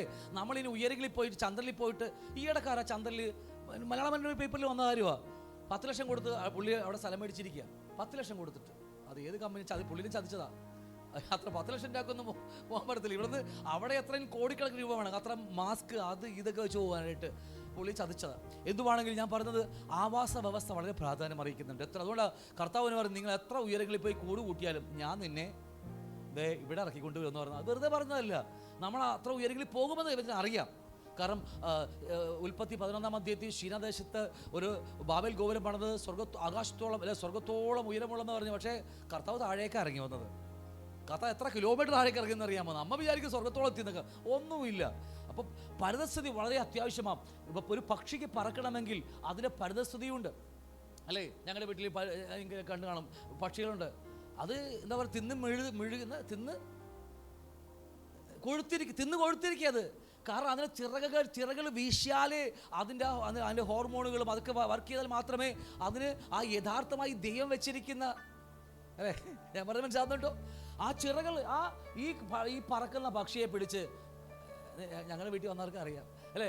കൂട്ടിലിട്ടാൽ ആ ചിറകൊന്ന് വീശാനുള്ള പത്രം പോലും കൂടില്ലെങ്കിൽ ഒന്ന് നോക്കിയേ, അതിനകത്ത് ആ ഹോർമോണുകൾ അതിൻ്റെ എല്ലാ സ്ഥലം വർക്ക് ചെയ്തിൽ പോയില്ല പരിപാടി. ഇന്നത്തെ കുഞ്ഞുങ്ങൾ അങ്ങനെയാണ് വളരുന്നത്. താഴെ പൈസ കിടന്നാൽ പോലും ഒരു രൂപ കിടന്നാൽ, 5 നോട്ട് കിടന്നാൽ 5 തുട്ട് കിടന്നാൽ പോലും എടുക്കത്തില്ല. കാരണം 5 രൂപ ഒന്നും കിട്ടത്തില്ല. അവന്മാർക്കറിയാം, ബുദ്ധിയുള്ളവന്മാരാ. അതുകൊണ്ട് പറ്റുമെങ്കിൽ ഞങ്ങൾ വീട്ടിൽ കാണുന്നത്, അതുകൊണ്ടാണ് പറഞ്ഞത്, കാലോട് തട്ടി എന്താ മേശലടിയിലേക്ക് ഇട്ട് കളയും. 1 രൂപക്ക് വിലയില്ല ഇപ്പോൾ, അല്ലേ? 100 നോട്ടാണെങ്കിൽ നമ്മൾ എടുക്കുക, അത് പറയാൻ കാര്യം. അപ്പം ഞാൻ അവർക്ക് കാര്യം അറിയാം. അപ്പം ഞാൻ പറഞ്ഞത് ആവാസ വ്യവസ്ഥ വലിയ പ്രാധാന്യം അറിയിക്കുക. അത് വിട്ടുപോയാൽ ആ ജീവികൾക്ക് നിൽക്കുവാൻ കഴിയത്തില്ല, അതിന് ആയുസ്സും കുറഞ്ഞു പോകും. ദൈവം വെച്ച ഒന്നും ചെയ്യാൻ കഴിയത്തില്ല, കാര്യം മറന്നു പോകരുത്. ഹല്ലേലൂയ. അതുകൊണ്ട് വിശുദ്ധന്മാരുടെ കൂട്ടായ്മയ്ക്ക് ഇത്ര പ്രാധാന്യം. ഹല്ലേലൂയ. കൂട്ടം, ഈ സദൃശവാക്യത്തിൽ വാക്കുണ്ട്, കൂട്ടം തെറ്റി നടക്കുന്നവൻ സ്വാർത്ഥത അന്വേഷിക്കുന്നു. 2 തിമോഥെയോസ് ലേഖനം 3-ാം അധ്യായം 1-ാം വാക്യം പറയുന്നു, അന്ത്യകാല ലക്ഷണത്തെക്കുറിച്ച് പറയുമ്പോൾ അവർ സ്വസ്നേഹികളായിത്തീരും. കൂട്ടം തെറ്റി നടക്കുന്ന ആൾക്കാരുണ്ട്. സഭ വിട്ടിട്ട്, പേരുണ്ട് സഭയിൽ, ന്യൂ ലൈഫിൽ, അല്ലേ? പേരുണ്ട്, പക്ഷേ കൂട്ടം തെറ്റി നടക്കുക, സ്വാർത്ഥ അന്വേഷിക്കുക. ഒരിക്കലും വളരാൻ കഴിയത്തില്ല. അവർ കുപ്പിയിൽ വെച്ച വെറും എന്താ പറയുക, ഒരു ചുമ്മാ മരം മാത്രമായിരിക്കും. സംഗതി ഉണ്ടോ? ഉണ്ട്, അത്രയേ ഉള്ളൂ. അത് വളർന്ന് എവിടെ നിന്നറിയുമ്പോൾ നമ്മുടെ കൂട്ടായ്മയിലാണ് വളരുന്നത്. നമ്മൾ ഒരുമിച്ച് കത്രുമേശ, ഒരുമിച്ച് അപ്പം നുറുക്കിയും, ഒരുമിച്ച് അല്ലേ പാലം ചെയ്ത് ഒരുമിച്ച് നിത്യത്തിലേക്ക് വളരുക. നമ്മൾ ഒരുമിച്ച് ഇവിടെ പ്രസംഗിക്കുന്ന ഞാൻ വലിയവനല്ല, കേൾക്കുന്ന നിങ്ങൾ ചെറിയവരല്ല, നമ്മൾ ഒരുമിച്ച് വളരുകയാണ് ഇവിടെ. അതുകൊണ്ട് ഹൗസ് ചർച്ചിലൊക്കെ, നമ്മുടെ ഹൗസ് ചർച്ചൊക്കെ വളരെ മനോഹരമാണ്. വളരെ വെളിപ്പാടുകൾ സംസാരിക്കാൻ തുടങ്ങിയ ആൾക്കാരൊക്കെ എല്ലാവരും ഒരുമിച്ച് ക്രിസ്തുവിൽ വളരുകയാണ്. അപ്പോൾ എന്തുമാകട്ടെ, അപ്പോൾ ഈ പരിതസ്ഥിതി വളരെ പ്രാധാന്യം അറിയിക്കുന്നു. പരിതസ്ഥിതി വിട്ടുപോയാൽ അതിനൊരിക്കലും ജീവിക്കാൻ പോലും, ഒരുപക്ഷെ ജീവൻ ഉണ്ടായിരിക്കാം, പക്ഷേ ആ ജീവൻ്റെ അകത്ത് വെച്ചിരിക്കുന്ന സകല ഗുണങ്ങളും പുറത്തു വരത്തില്ല. അതിനവസരം കൊടുത്തേ. നമ്മുടെ കുഞ്ഞുങ്ങൾക്ക്, നമ്മുടെ എല്ലാവർക്കും ഇപ്പോൾ ഹൗസ് ചർച്ചിലാവട്ടെ, മോർണിംഗ് സർവീസിലെ മിനിസ്ട്രിക്കാവട്ടെ, ഒരുപാട് അവസരങ്ങളുണ്ട്. അവരുടെ അകത്ത് വെച്ചത് പുറത്തു വരാൻ തുടങ്ങി. കഴിഞ്ഞ ജോയിലൊരു മെസ്സേജ് 5 മിനിറ്റേ മെസ്സേജ് ഉള്ളൂ. 5 മിനിറ്റ് ജോയിൽ മെസ്സേജ് പറഞ്ഞുള്ളൂ. ജോയിൽ സജീവൻ അല്ലേ, 5 മിനിറ്റേ പറഞ്ഞുള്ളൂ. പക്ഷേ നല്ല പവർഫുൾ മെസ്സേജ് ആയിരുന്നു. അകത്ത് വെച്ചത് പുറത്തേക്ക് ഒഴുകാൻ തുടങ്ങി. ഹൗസ് ചർച്ച് ലീഡ് ചെയ്യാൻ തുടങ്ങി. അപ്പോൾ ഹൗസ് ചർച്ചിലൂടെ ഒരുപാട് വചനം പറയാൻ തുടങ്ങി. മിനിച്ചേച്ചി കഴിഞ്ഞ ദിവസങ്ങളിൽ അവിടെ വചനം പറയാൻ തുടങ്ങി. ഇപ്പോൾ നമ്മൾ പുതിയൊരു ഹൗസ് ചർച്ച് പോലെ ആയിട്ടില്ല, ആവുമായിരിക്കും വിചാരിക്കുന്നു, അല്ലേ? 12ാമത്തെ ഹൗസ് ചർച്ചായിട്ട് എന്തോ ആവട്ടെ, അവിടെയൊക്കെ നമ്മൾ ഇടപ്പള്ളിയിൽ സ്റ്റാർട്ട് ചെയ്തിരിക്കുക. അവിടെയൊക്കെ അവസരങ്ങൾ, ആ പരിതസ്ഥിതിയിലാണ് നമുക്കിത് വളരാൻ കഴിയുന്നത്. ഇനി പരിതസ്ഥിതിയിൽ ജീവിച്ചിട്ടും നമുക്ക് വളരാൻ ഇഷ്ടമില്ലെങ്കിൽ വളരത്തില്ല, അത് വേറെ കാര്യം. നമ്മുടെ അകത്ത് ദൈവം തന്ന കൃപാവരങ്ങൾ പുറത്തേക്ക് ഒഴുകുന്നില്ലെങ്കിൽ അതുകൊണ്ട് എന്താ ഗുണം? ഞാൻ ഇന്ന് അല്പമായി സംസാരിക്കുന്നുള്ളൂ. ഇന്ന് സംസാരിക്കാൻ മാത്രമേ നമുക്ക് സമയമുള്ളത്. അടുത്ത ദിവസങ്ങളിൽ നമുക്ക് ആഴത്തിലേക്ക് നമുക്ക് കടക്കാം. അപ്പോൾ ഞാൻ ഇത്രയും പറഞ്ഞ മനസ്സിലാവുന്നുണ്ടോ? അപ്പോൾ ഏതാണെങ്കിലും അതിൻ്റെ ഈ പരിസ്ഥിതി ഈ ഏത് ജീവികൾക്കും, മത്സ്യമാവട്ടെ, ഏതാണെങ്കിലും പറവകളാവട്ടെ, ഏതിനാണെങ്കിലും അതിൻ്റെ പരിസ്ഥിതി വളരെ അത്യന്താപേക്ഷിതമായ കാര്യമാണ്. അതിലത് വളരുന്നില്ലെങ്കിൽ അതിലൊരിക്കലും നിലനിൽപ്പില്ല എന്ന കാര്യം മറന്നു പോകരുത്. ഹല്ലേലൂയ. അപ്പോൾ എന്തുകൊണ്ട് നമ്മൾ ഈ കഴിഞ്ഞ 2 വർഷമായി നമുക്ക് എല്ലാവർക്കും ഭയങ്കരമായ മാറ്റങ്ങളുണ്ട്. എന്താണെന്നറിയാമോ? നമ്മൾ ആ നല്ല ദൈവരാജ്യത്തിൻ്റെ പരിസ്ഥിതി നിൽക്കുന്നതുകൊണ്ടാണ്. അതുകൊണ്ടാണ് നമ്മൾ മാറി നിന്ന് നോക്കിയേ. ലോകം പ്രസവിക്കുന്ന, ലോകത്തിലെ നന്മകൾക്ക് തരുന്ന ആ ഒരു കൂട്ടരോട് ചേർന്നിരുന്ന നമുക്ക് അതേ ചിന്തിക്കാൻ പോലും കഴിയത്തില്ല. നമ്മൾ നിൽക്കുന്നത് നിത്യതയുള്ള പ്രത്യാശയുള്ള കൂട്ടരോട് കൂടിയാണ്. ആര് പ്രസംഗിച്ചാലും, ഇപ്പോൾ അൻ്റെ പാസ്റ്ററോട് പ്രസംഗിക്കുന്ന എല്ലാവരും ആ നിത്യതയെക്കുറിച്ചാണ് സംസാരിക്കുന്നത്. അങ്ങനെയല്ലേ? ആണോ ഇല്ലയോ? എല്ലാവരും ഹൗസ് ചർച്ചിൽ പ്രസംഗിക്കുന്ന പോലും നിത്യതയെക്കുറിച്ച്, ദൈവം നമ്മുടെ സ്വന്തം ഭവനത്തെക്കുറിച്ച് ചിന്തിക്കാൻ തുടങ്ങിയപ്പോൾ നമ്മുടെ പരിസ്ഥിതിയിൽ നമുക്ക് എല്ലാവർക്കും വളരാൻ കഴിഞ്ഞു. അതുകൊണ്ടാണ് ബൈബിൾ സ്റ്റഡിക്ക് ഇത്രയും പേര് ഇവിടെ വന്നിരിക്കുന്നത്. ഞാൻ ഉൾപ്പെടെ ഇവിടെ വന്നിരിക്കുക, പഠിക്കാൻ വേണ്ടി വന്നിരിക്കാനും പറയുമ്പോൾ ഞാനും പഠിച്ചുകൊണ്ടിരിക്കുക ഓരോ കാര്യങ്ങൾ. അപ്പം അതുകൊണ്ട് അതുകൊണ്ടാണ് എബ്രായ ലേഖനത്തിൽ വാക്കുണ്ട്, നിങ്ങൾ സഭായോഗങ്ങൾ ഉപേക്ഷയായിട്ട് വിചാരിക്കരുത്. കാരണം അതിനകത്താണ് വളരാൻ കഴിയുന്നത്. അതിനകത്താ. ഇനി വന്ന് ഒപ്പിട്ടിട്ട് പോയിട്ടും കാര്യമൊന്നുമില്ല കേട്ടോ. ഞാൻ പറയാം, സൺഡേ വന്ന് ചൂട് ഒരു എണ്ണം കാണിക്കാൻ വേണ്ടി വന്നിട്ട് കാര്യമില്ല. ആ അവയവങ്ങളായി കൂടിച്ചേർന്ന് അവിടെ ഒരുമിച്ച് വളരുമ്പോഴാണ് അതിന് മഹത്വം കാണാൻ കഴിയുന്നത്. അപ്പോൾ എന്തോ ആവട്ടെ, ഈ സമുദ്രത്തിൽ വളരേണ്ട മത്സ്യത്തെ പിടിച്ച് കരയിലിട്ടാൽ അതിന് ജീവിക്കാൻ പറ്റുമോ? അതുകൊണ്ടാണ് നമ്മളൊക്കെ ഇന്നിപ്പോൾ മീൻകറി കൂട്ടി കഴിച്ചത്, അല്ലേ? ഇല്ലെങ്കിൽ അവൻ നമ്മളെ കുത്തിയിട്ട് അവൻ പോയി കളഞ്ഞാൽ. കാരണം അവന് ജീവിക്കാൻ കഴിയത്തില്ല. പരിസ്ഥിതി വിട്ട് അല്ലെങ്കിൽ സമുദ്രത്തിൽ നിന്ന് ആ മീൻ കരയിലേക്ക് എടുത്തിട്ടാൽ അവന് ജീവിക്കാൻ കഴിയത്തില്ല സഹോദരങ്ങളെ. അതുകൊണ്ടാണ് ഞാൻ നേരത്തെ പറഞ്ഞില്ലേ, ഈ യൂദായുടെ ലേഖനത്തിൽ അതിൻ്റെ എത്രാമത്തെ വാക്യം? യൂദായുടെ ലേഖനത്തിൽ അവർ വേരറ്റുപോയ വിഷങ്ങൾ, വെള്ളമില്ലാത്ത മേഘങ്ങൾ, രണ്ടൊരു ചത്തുപോയവർ. ഒരിക്കൽ ഉൽപ്പത്തി 2:17 നന്മ തിന്മ വൃക്ഷത്തിന്റെ ഫലം കഴിച്ചാൽ മരിക്കും നിശ്ചയമെന്ന് കർത്താവ് പറഞ്ഞു. പാപനിമിത്തം അവർ ആത്മാവിൽ മരിച്ചുപോയി. ഉൽപ്പത്തി പുതിയ നിയമത്തിലേക്ക് വന്നപ്പോൾ യേശു കർത്താവ് നമ്മെ വീണ്ടും ജനിപ്പിച്ചു. എന്നാൽ പരിസ്ഥിതിയിൽ നിൽക്കാതെ, അല്ലേ, ആ ജീവനിൽ നിൽക്കാതെ വീണ്ടും ജഡത്തിന്റെ പുറകെ പോയപ്പോൾ റോമർ 8:13 പറയാ, ജഡത്തെ അനുസരിച്ച് ജീവിച്ചാൽ മരിക്കും നിശ്ചയം എന്ന് പറഞ്ഞ പോലെ വീണ്ടും 2 പ്രാവശ്യം ചത്തുപോയി ആത്മാവ്. ഹലോ, കാരണം അറിയാമോ? നമ്മൾ വീണ്ടും ജനിച്ചവരാ, പക്ഷെ മരിക്കുവാനും പരിസ്ഥിതി വിട്ട് ജീവിച്ചാൽ മരിക്കുവാൻ എവിടെയുണ്ട്? ഈ നമ്മൾ ഒരു എക്സാമ്പിൾ പറയാം, നമ്മളിപ്പോൾ മീനാന്ന് വിചാരിച്ചോ, നമ്മളെ പിടിച്ച് കരയിട്ടാൽ ജീവിക്കാൻ പറ്റുമോ? ഇല്ല. ദൈവരാജ്യം വിട്ട് ആ പരിസ്ഥിതി വിട്ട് നമ്മൾ മാറി നിന്ന് ജീവിച്ചു നോക്കിയേ.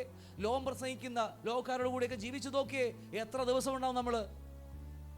പിന്നെ മുഴുവൻ നമ്മുടെ വായി വരുന്ന മുഴുവൻ ലോകമായിരിക്കുള്ളൂ. ആണോ ഇല്ലയോ? നിത്യതൊക്കെ വിട്ടുപോകും സഹോദരങ്ങളെ. അപ്പോൾ പരിസ്ഥിതി വളരെ പ്രാധാന്യം അറിയിക്കുന്നുണ്ട്. അതുകൊണ്ട് വെള്ളത്തിൽ ജീവിക്കുവാൻ ദൈവം വെച്ചിരിക്കുന്ന ആവാസ വ്യവസ്ഥ വെച്ച മീനുകൾക്ക്, മത്സ്യങ്ങൾക്കെല്ലാം അവിടെയാണ്. നമ്മൾ ഇനി നമ്മുടെ വിഷയത്തിലേക്ക് വരാം. നമ്മുടെ സമയം കഴിഞ്ഞുകൊണ്ടിരിക്കുകയുള്ളൂ. നമുക്കൊരു ആവാസ വ്യവസ്ഥയുണ്ട്. ഉണ്ടോ? മനുഷ്യനെന്ന നിലയിൽ നമുക്കുണ്ട്. മനുഷ്യനെന്ന നിലയിൽ ഭവനങ്ങളിൽ നമ്മുടെ ജീവിതം നടക്കുന്നത്, അല്ലേ? ഭവനങ്ങളും ആ ഒരു എൻവയൺമെന്റ്, ആ പരിസ്ഥിതി നോക്കിയേ. ചില നല്ല നല്ല ഈ എന്താ പറയുക, വില്ലൊക്കെ പോകുമ്പോണ്ടല്ലോ, ആൾക്കാരെ ചിരിയും ഭയങ്കര, അല്ലേ, എന്നൊക്കെ പറഞ്ഞ് വിളിച്ചൊക്കെ ഇരുത്തി നമുക്ക് ഭയങ്കര ജെന്റിൽമാൻ എല്ലാവരും. അകത്തങ്ങനെയൊന്നും അറിയാൻ പാടില്ല. എന്താണെങ്കിലും ഭയങ്കര ആ വ്യവസ്ഥ, അതിനകത്തുള്ള കൾച്ചറാണത്, അല്ലേ? അപ്പോൾ ഒരു മനുഷ്യന് ജീവിക്കുവാൻ വെച്ചിരിക്കുക. മനുഷ്യൻ പോയി വെള്ളത്തിലടി ജീവിച്ചാൽ നടക്കുമോ? കാട്ടിപ്പോയി ജീവിച്ചാൽ നടക്കുമോ? ഇല്ല. അവൻ ജീവിക്കേണ്ടത് ഇതുപോലെ മനുഷ്യൻ ജീവിക്കുന്ന മനുഷ്യ ഇടയിലാണ് ജീവിക്കേണ്ടത്. അവിടെ തമ്മിൽ കൊടുത്തും വാങ്ങിയും ജീവിക്കുക.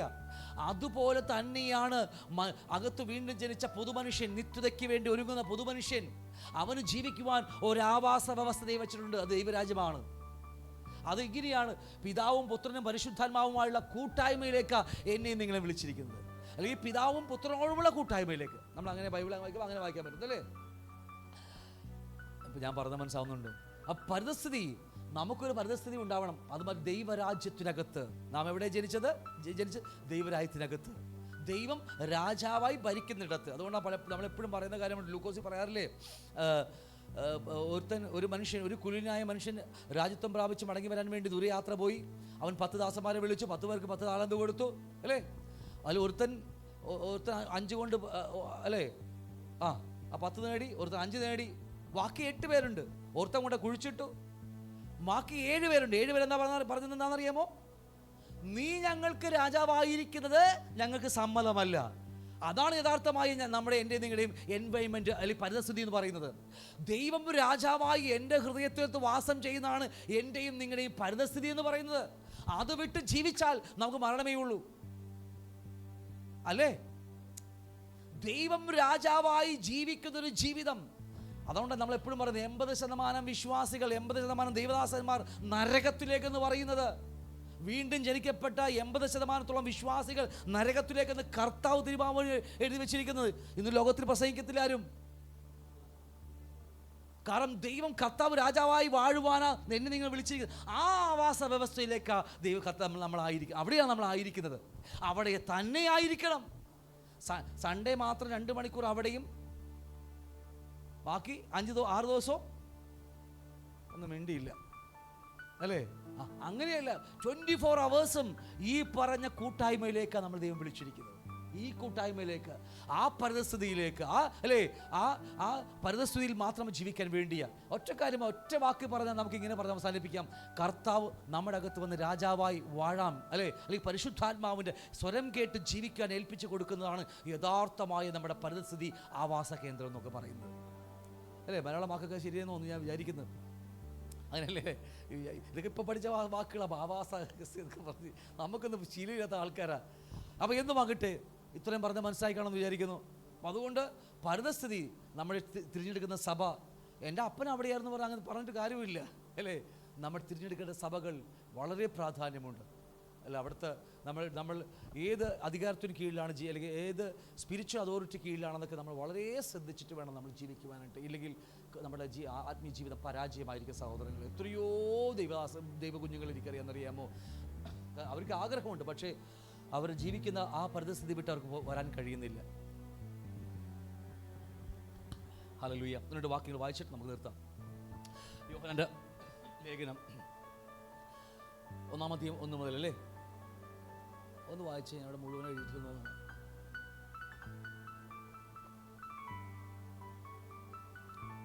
സുവിശേഷം എടുക്കാം.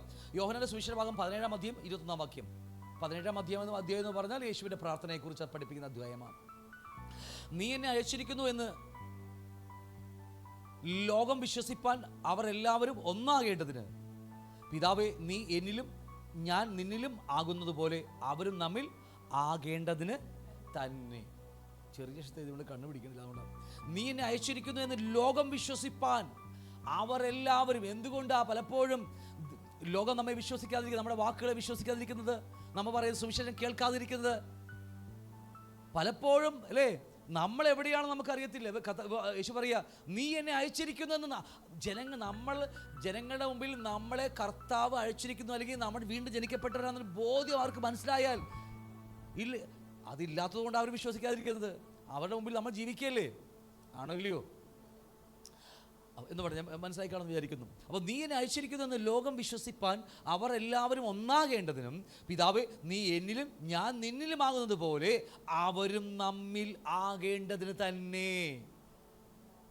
ആ ഒരു പരിസ്ഥിതിയിലേക്ക്, ആ കൂട്ടായ്മയിലേക്ക് എന്നെ നിങ്ങൾ വിളിച്ചിരിക്കുക. അതിനെക്കുറിച്ച് ഞാൻ പിന്നീട് അടുത്ത പുത്രത്വത്തിലേക്ക് വരുമ്പോൾ അതിന് ആഴമായി നമ്മൾ പഠിക്കും. അടുത്ത ക്ലാസ്സിൽ പഠിക്കും. യോഹന്നാന്റെ സുവിശേഷ ഭാഗം 14-ാം അധ്യായം 12-ാം വാക്യം പറയുക, ഞാൻ പിതാവിലും പിതാവ് എന്നിലും എന്നും എന്നെ വിശ്വസിപ്പിൻ. അല്ലെങ്കിൽ പ്രവൃത്തി നിമിത്തം ആ പിതാവും പുത്രനുമുള്ള ആത്മീയ കൂട്ടായ്മ, പിതാവും പുത്രനുമായുള്ള ആത്മീയ കൂട്ടായ്മയിലേക്ക് ചർച്ചിനെ വിളിച്ചിരിക്കുക. ഈ ട്രയാങ്കിൾ പോലെ ചർച്ച നമ്മളെ വിളിച്ചിരിക്കുന്നത്, ചർച്ച നമ്മളാ. ഈ ട്രയാങ്കിൾ കൂട്ടായ്മയിലേക്ക് ദൈവം നമ്മൾ വിളിച്ചിരിക്കുന്നത്. ഓക്കെ, സ്വർഗീയ കൗൺസിലിൽ ഈ കൂട്ടരേയുള്ളൂ. അവിടെ സ്വർഗത്തിനൊരു കൗൺസിലുണ്ട്. അടുത്ത ക്ലാസ്സിൽ വരുമ്പോൾ എടുക്കാം. സ്വർഗത്തിനൊരു കൗൺസിലുണ്ട്, അല്ലേ? ആ കൗൺസിലേക്കാണ് എന്നെയും നിങ്ങളെയും വിളിച്ചിരിക്കുന്നത്. ഹല്ലേലൂയ. പിതാവും പുത്രനും അടങ്ങുന്ന, പണ്ട് ഒരു ഭക്തനായ മനുഷ്യൻ ഇങ്ങനെ പറഞ്ഞു, എൻ്റെ കർത്താവ് എൻ്റെ കർത്താവിനോട് പറയുന്നല്ലേ ഇങ്ങനെ. പുള്ളി ഇവിടുന്ന് കേൾക്കുക. ആരാ? ആരാണ്ടോ അല്ലേ, ആരെങ്കിലും ആവട്ടെ, അല്ലേ? ദാവീദ് പറയാ, എൻ്റെ കർത്താവിനോട് പറഞ്ഞ് ഞാൻ കേട്ടെന്നാ പറയുന്നത്. എൻ്റെ പൊന്ന്, അപ്പൊ എന്ത് ലൈവായിരിക്കുന്നു ചിന്തിച്ചു നോക്കിയേ, ഗ്രഹിച്ചോ? സ്വർഗത്തിൽ നടക്കുന്ന കൂട്ടായ്മയിലേക്ക് ദൈവം നമ്മെ വിളിച്ചിരിക്കുന്നത്. പിതാവും പുത്രനും അടങ്ങുന്ന ആ കൂട്ടായ്മയിലേക്ക് നമ്മളെ വിളിച്ചിരിക്കുക. ഓൾറെഡി നമ്മുടെ അകത്തെ മനുഷ്യൻ ദൈവരാജ്യത്തിൽ തന്നെ ജനിച്ചിരിക്കുന്നത്. അതുകൊണ്ടാണ് വെളിപ്പാട് പുസ്തകത്തിൽ 7 സഭയോട് ദൂത് പറയുമ്പോൾ 7 സഭയോടും പറയുന്ന കാര്യമുണ്ട്. ഒറ്റ കാര്യം പറയുന്നുള്ളൂ. കുറവും നല്ലതൊക്കെ പറയും, ഒക്കെ ശരി തന്നെയാണ്, അതവിടെ കിട്ടെ, കുഴപ്പമില്ല. പക്ഷേ എല്ലാവരും ഒരേപോലെ പറയുന്നൊരു വാക്യമുണ്ട്. ആത്മാവ് പറയുന്നത് ചെവിയുള്ളവൻ, എന്നാൽ 13-ാം അധ്യായത്തിലേക്ക് പറയുന്നത് ചെവിയുള്ളവൻ കേൾക്കട്ടെ എന്നാണ് 13-ാം അധ്യായത്തിൽ പറയുന്നത്. കാരണം ആ 7 വർഷ പീഡനകാലത്തിൽ ആത്മാവില്ല, പരിശുദ്ധമാവ് ഇവിടെയില്ല, ഭൂമിയിലില്ല. അതുകൊണ്ട് ആത്മാവ് പറയുന്നതല്ല, ചെവിയുള്ളവൻ കേൾക്കട്ടെ എന്നാണ് എഴുതി വെച്ചിരിക്കുന്നത്. വ്യത്യസ്തമായ സഹിഷ്ണുത കൊണ്ട് രക്ഷ പ്രാപിക്കുന്നവരുമുണ്ട്, വിശ്വാസം രക്ഷ പ്രാപിക്കുന്നവർ, ഒരുപാട് കാര്യങ്ങൾ ആത്മീയ കുളത്തിലുണ്ട്. നമ്മുടെ വിചാരം കർത്താവ് ഇങ്ങോട്ട് വരും, നമ്മളെല്ലാം അങ്ങോട്ട് പോകുന്നു. അങ്ങനെയൊന്നും പോകത്തൊന്നുമില്ല. ഉയർപ്പിന് വ്യത്യസ്തമായ നിരകളുണ്ട്. 7 ഉയർപ്പിൻ്റെ നിരകളെക്കുറിച്ചൊക്കെ നമ്മൾ വരും ദിവസങ്ങളിൽ കർത്താവ് അനുവദിക്കുന്നവരെ പഠിക്കും. അല്ലാതെ എല്ലാവരും കർത്താവ് വരുമ്പോൾ എല്ലാം കൂടെ ഒരുമിച്ചല്ല പോകുന്നത്. കർത്താവ് വന്നു പോയാലും സഭ ഇവിടെ തന്നെ കാണും. മിണ്ടിയില്ലൊന്ന്. കർത്താവ് വന്ന് ഇവിടെ പോയാലും അല്ലേ, സഭ ഇവിടെ തന്നെ കാണും. കാരണം കർത്താവ് ചേർപ്പാൻ വരുന്നത് ജയാളികളെ, ജയിക്കുന്ന കാന്തയെ, മണവാട്ടിയെ, പുത്രനോട് അനുരൂപനായവനെ അല്ലേ കർത്താവ് ചേർക്കാൻ വരുന്ന അവരെ. ബാക്കിയൊക്കെ ഇവിടെ തന്നെ കാണും, എല്ലാം ഇവിടെ തന്നെ അല്ലേ, ഒക്കെ ഇവിടെ കാണും. അടുത്ത രക്ഷയുണ്ട്. സഹിഷ്ണുത കൊണ്ട് രക്ഷ പ്രാപിക്കുന്ന ഒട്ടനവധി കാര്യങ്ങൾ കർത്താവ് പറയുന്നത്. അർദ്ധരാത്രി വരുന്ന മണവാളൻ, കളനെ പോലെ വരുന്ന മണവാളൻ, വ്യത്യസ്തമായ നിലകളിൽ എല്ലാ കാര്യം നടക്കുന്നത്. എന്തുമാകട്ടെ, ഇത്രയും പറഞ്ഞ് ഞാൻ വിടുകയാണ്. കർത്താവ് നമ്മെ വിളിച്ചത് ഈ കൂട്ടായ്മയിലേക്കാണ്. നമ്മുടെ പരിതസ്ഥിതി ഇതാ. ഇത് വിട്ടൊരു ജീവിതം നമുക്കില്ല സഹോദരങ്ങളെ. ഹല്ലേലൂയ. സഭകളിൽ എന്താ പറയുക, കോർ ഗ്രൂപ്പുകളും അല്ലേ, കൗൺസിലുകളും ഒക്കെ ഉണ്ട് നമുക്ക്. അവിടെ മനുഷ്യൻ്റെ സ്വരമല്ല അവിടെ കേൾക്കേണ്ടത്, സ്വർഗത്തിൽ പറയാനുള്ളത് മാത്രം പറയാനുള്ള സ്ഥലമാണ് സത്യത്തിൽ.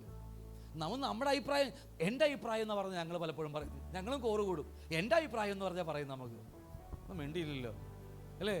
നമ്മുടെ അഭിപ്രായം പറയണ പാർലമെൻറ്റിലൊക്കെ പോയി പറഞ്ഞാൽ മതി. നമ്മുടെ അഭിപ്രായമൊക്കെ പറയുന്നത് പാർലമെന്റിലും രാജ്യസഭയിലും. നിങ്ങൾ കണ്ടിട്ട് പോലില്ലേ രാജ്യസഭ പാർലമെന്റൊക്കെ? അവിടെയാണ് അഭിപ്രായം പറഞ്ഞ് തല്ലുപിടിക്കുന്നത്. എന്തുകൊണ്ട് നമ്മൾ തല്ലുപിടിക്കുന്നത് പറഞ്ഞാൽ അഭിപ്രായങ്ങളായതുകൊണ്ടാണ്. അത് മാനുഷികമാണ്. എന്നാൽ ഈ പറഞ്ഞ കാര്യത്തിലേക്ക് കടന്നു വന്നാൽ അവിടെ ഒന്നും ഉണ്ടാകത്തില്ല സഹോദരങ്ങളെ. ഞാൻ പറഞ്ഞ മനസ്സായോ? എൻ്റെ വാക്കുകൾ പറഞ്ഞു നിർത്തിയ പാട്ടൊക്കെ ഇരിക്കും. ഹല്ലേലൂയ. അപ്പോൾ കർത്താവ് നിങ്ങളെല്ലാം സഹായിക്കട്ടെ. നമ്മൾ 2 കാര്യങ്ങളാണ് ചിന്തിച്ചത്. കർത്താവ് നമ്മുടെ അകത്ത്, നമ്മുടെ പരിതസ്ഥിതിയുണ്ട്. കർത്താവ് നമ്മുടെ അകത്ത് രാജാവായി വാഴുവാൻ ആഗ്രഹിക്കുന്നു. കർത്താവ് നമ്മുടെ അകത്ത് രാജാവായിട്ട്, ഇതാണ് നമ്മുടെ പരിതസ്ഥിതി. അവിടെ നിൽക്കുകയാണെങ്കിൽ, അതിനകത്തു നിൽക്കുകയാണെങ്കിൽ നമ്മളെ അവൻ തള്ളിക്കളയത്തില്ല എന്നൊക്കെ ഒരു സംശയം വേണം. തള്ളിക്കളയത്തില്ല. അവൻ വെളിപ്പെടുമ്പോൾ തേജസ്സിൽ ഞാനും നിങ്ങളും വെളിപ്പെട്ടിരിക്കും. കാരണം അവൻ രാജാവായി, അവൻ്റെ രാജ്യത്വം നമ്മൾ ഏൽക്കുകയാണ്. ആ കർത്താവെ, നീ എൻ്റെ അകത്തേക്ക് വരണമെന്ന് പണ്ട് വിളിച്ചതാ. എത്ര വട്ടം ചവിട്ടി പുറത്താക്കി വേറെ കാര്യം അല്ലേ അല്ലേ. പക്ഷേ പെർമനൻ്റായിട്ട് എൻ്റെ അകത്ത് അവൻ രാജ്യത്വം പ്രാപിച്ച് രാജാവായി വാഴുകയാണെങ്കിൽ ആ യഥാർത്ഥ പരിതസ്ഥിതി നിന്നാൽ കർത്താവ് നമ്മളെ സഹായിക്കും, നമ്മളെ നിത്യം ചേർത്തോളും. നമുക്കൊരു പാട്ടുപാടി ഉറുകി ഞെരുകി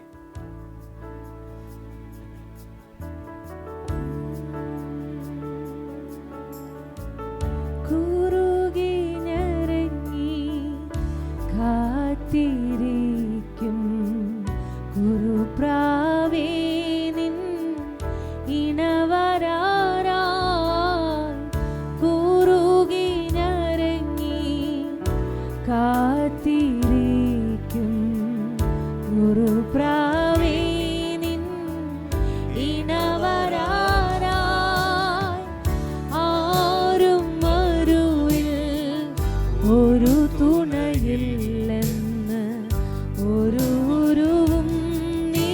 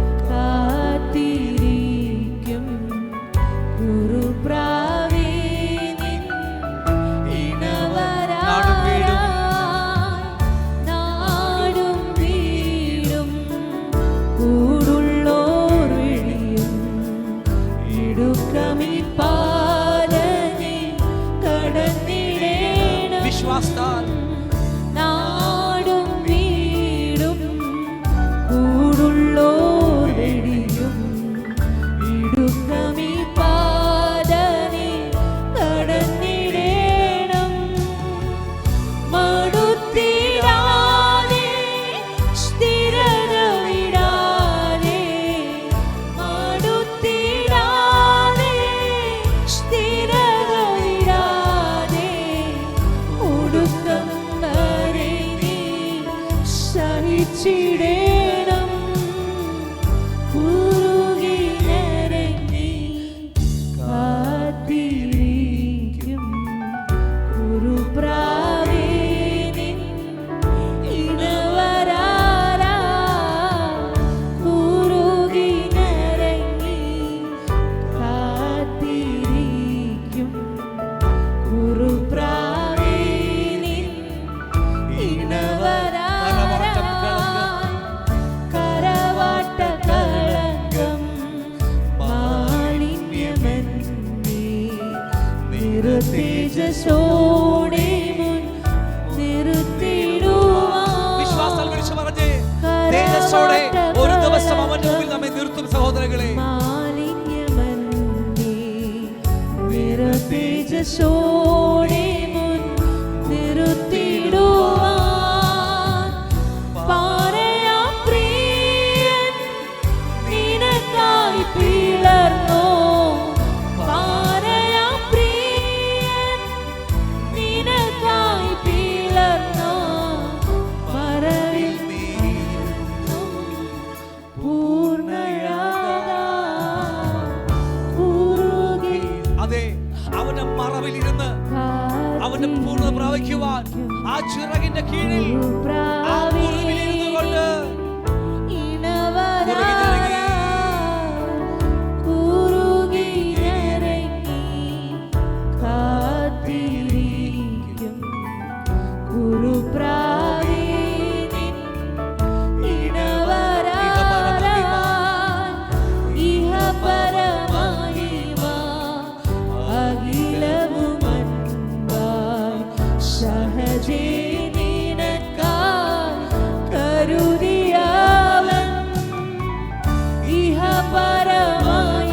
സ്വർഗ്ഗത്തിൽ നമുക്ക് വേണ്ടി ഒരുക്കിയ തേജസ്സുണ്ട് സഹോദരങ്ങളെ. സഹജേ നിനക്കായി കരുതിയവൻ. കാഹളനാദം ശ്രവിക്കെ നീ പറക്കും. കാഹളനാദം ശ്രവിക്കെ നീ പറക്കും. മോഹന നിമിഷം ആഗതമായി കുറുകി ഞരങ്ങി കാത്തിരിക്കും കുറുപ്രാവേ നിൻ ഇണവരാരാ. കുറുകി ഞരങ്ങി കാത്തിരിക്കും കുറുപ്രാവേ നിൻ ഇണവരാരാ. ഇഹ പരമഹിമ അഖിലവുമൻപായി സഹജേ നിനക്കായി കരുതിയവൻ. നമുക്ക് വേണ്ടി കരുതി വെച്ചിട്ടുണ്ട് സ്വർഗ്ഗത്തിൽ തേജസ്സിന്മേൽ തേജസ്സ്. അഖിലവുമൻപായി സഹജേ നിനക്കായി കരുതിയവൻ. കാഹളനാദം ശ്രവിക്കെ നീ പറക്കും. കാഹളനാദം ശ്രവിക്കെ നീ പറക്കും. മോഹന നിമിഷം ആഗതമായി കുറുകി ഞരങ്ങി കാത്തിരിക്കും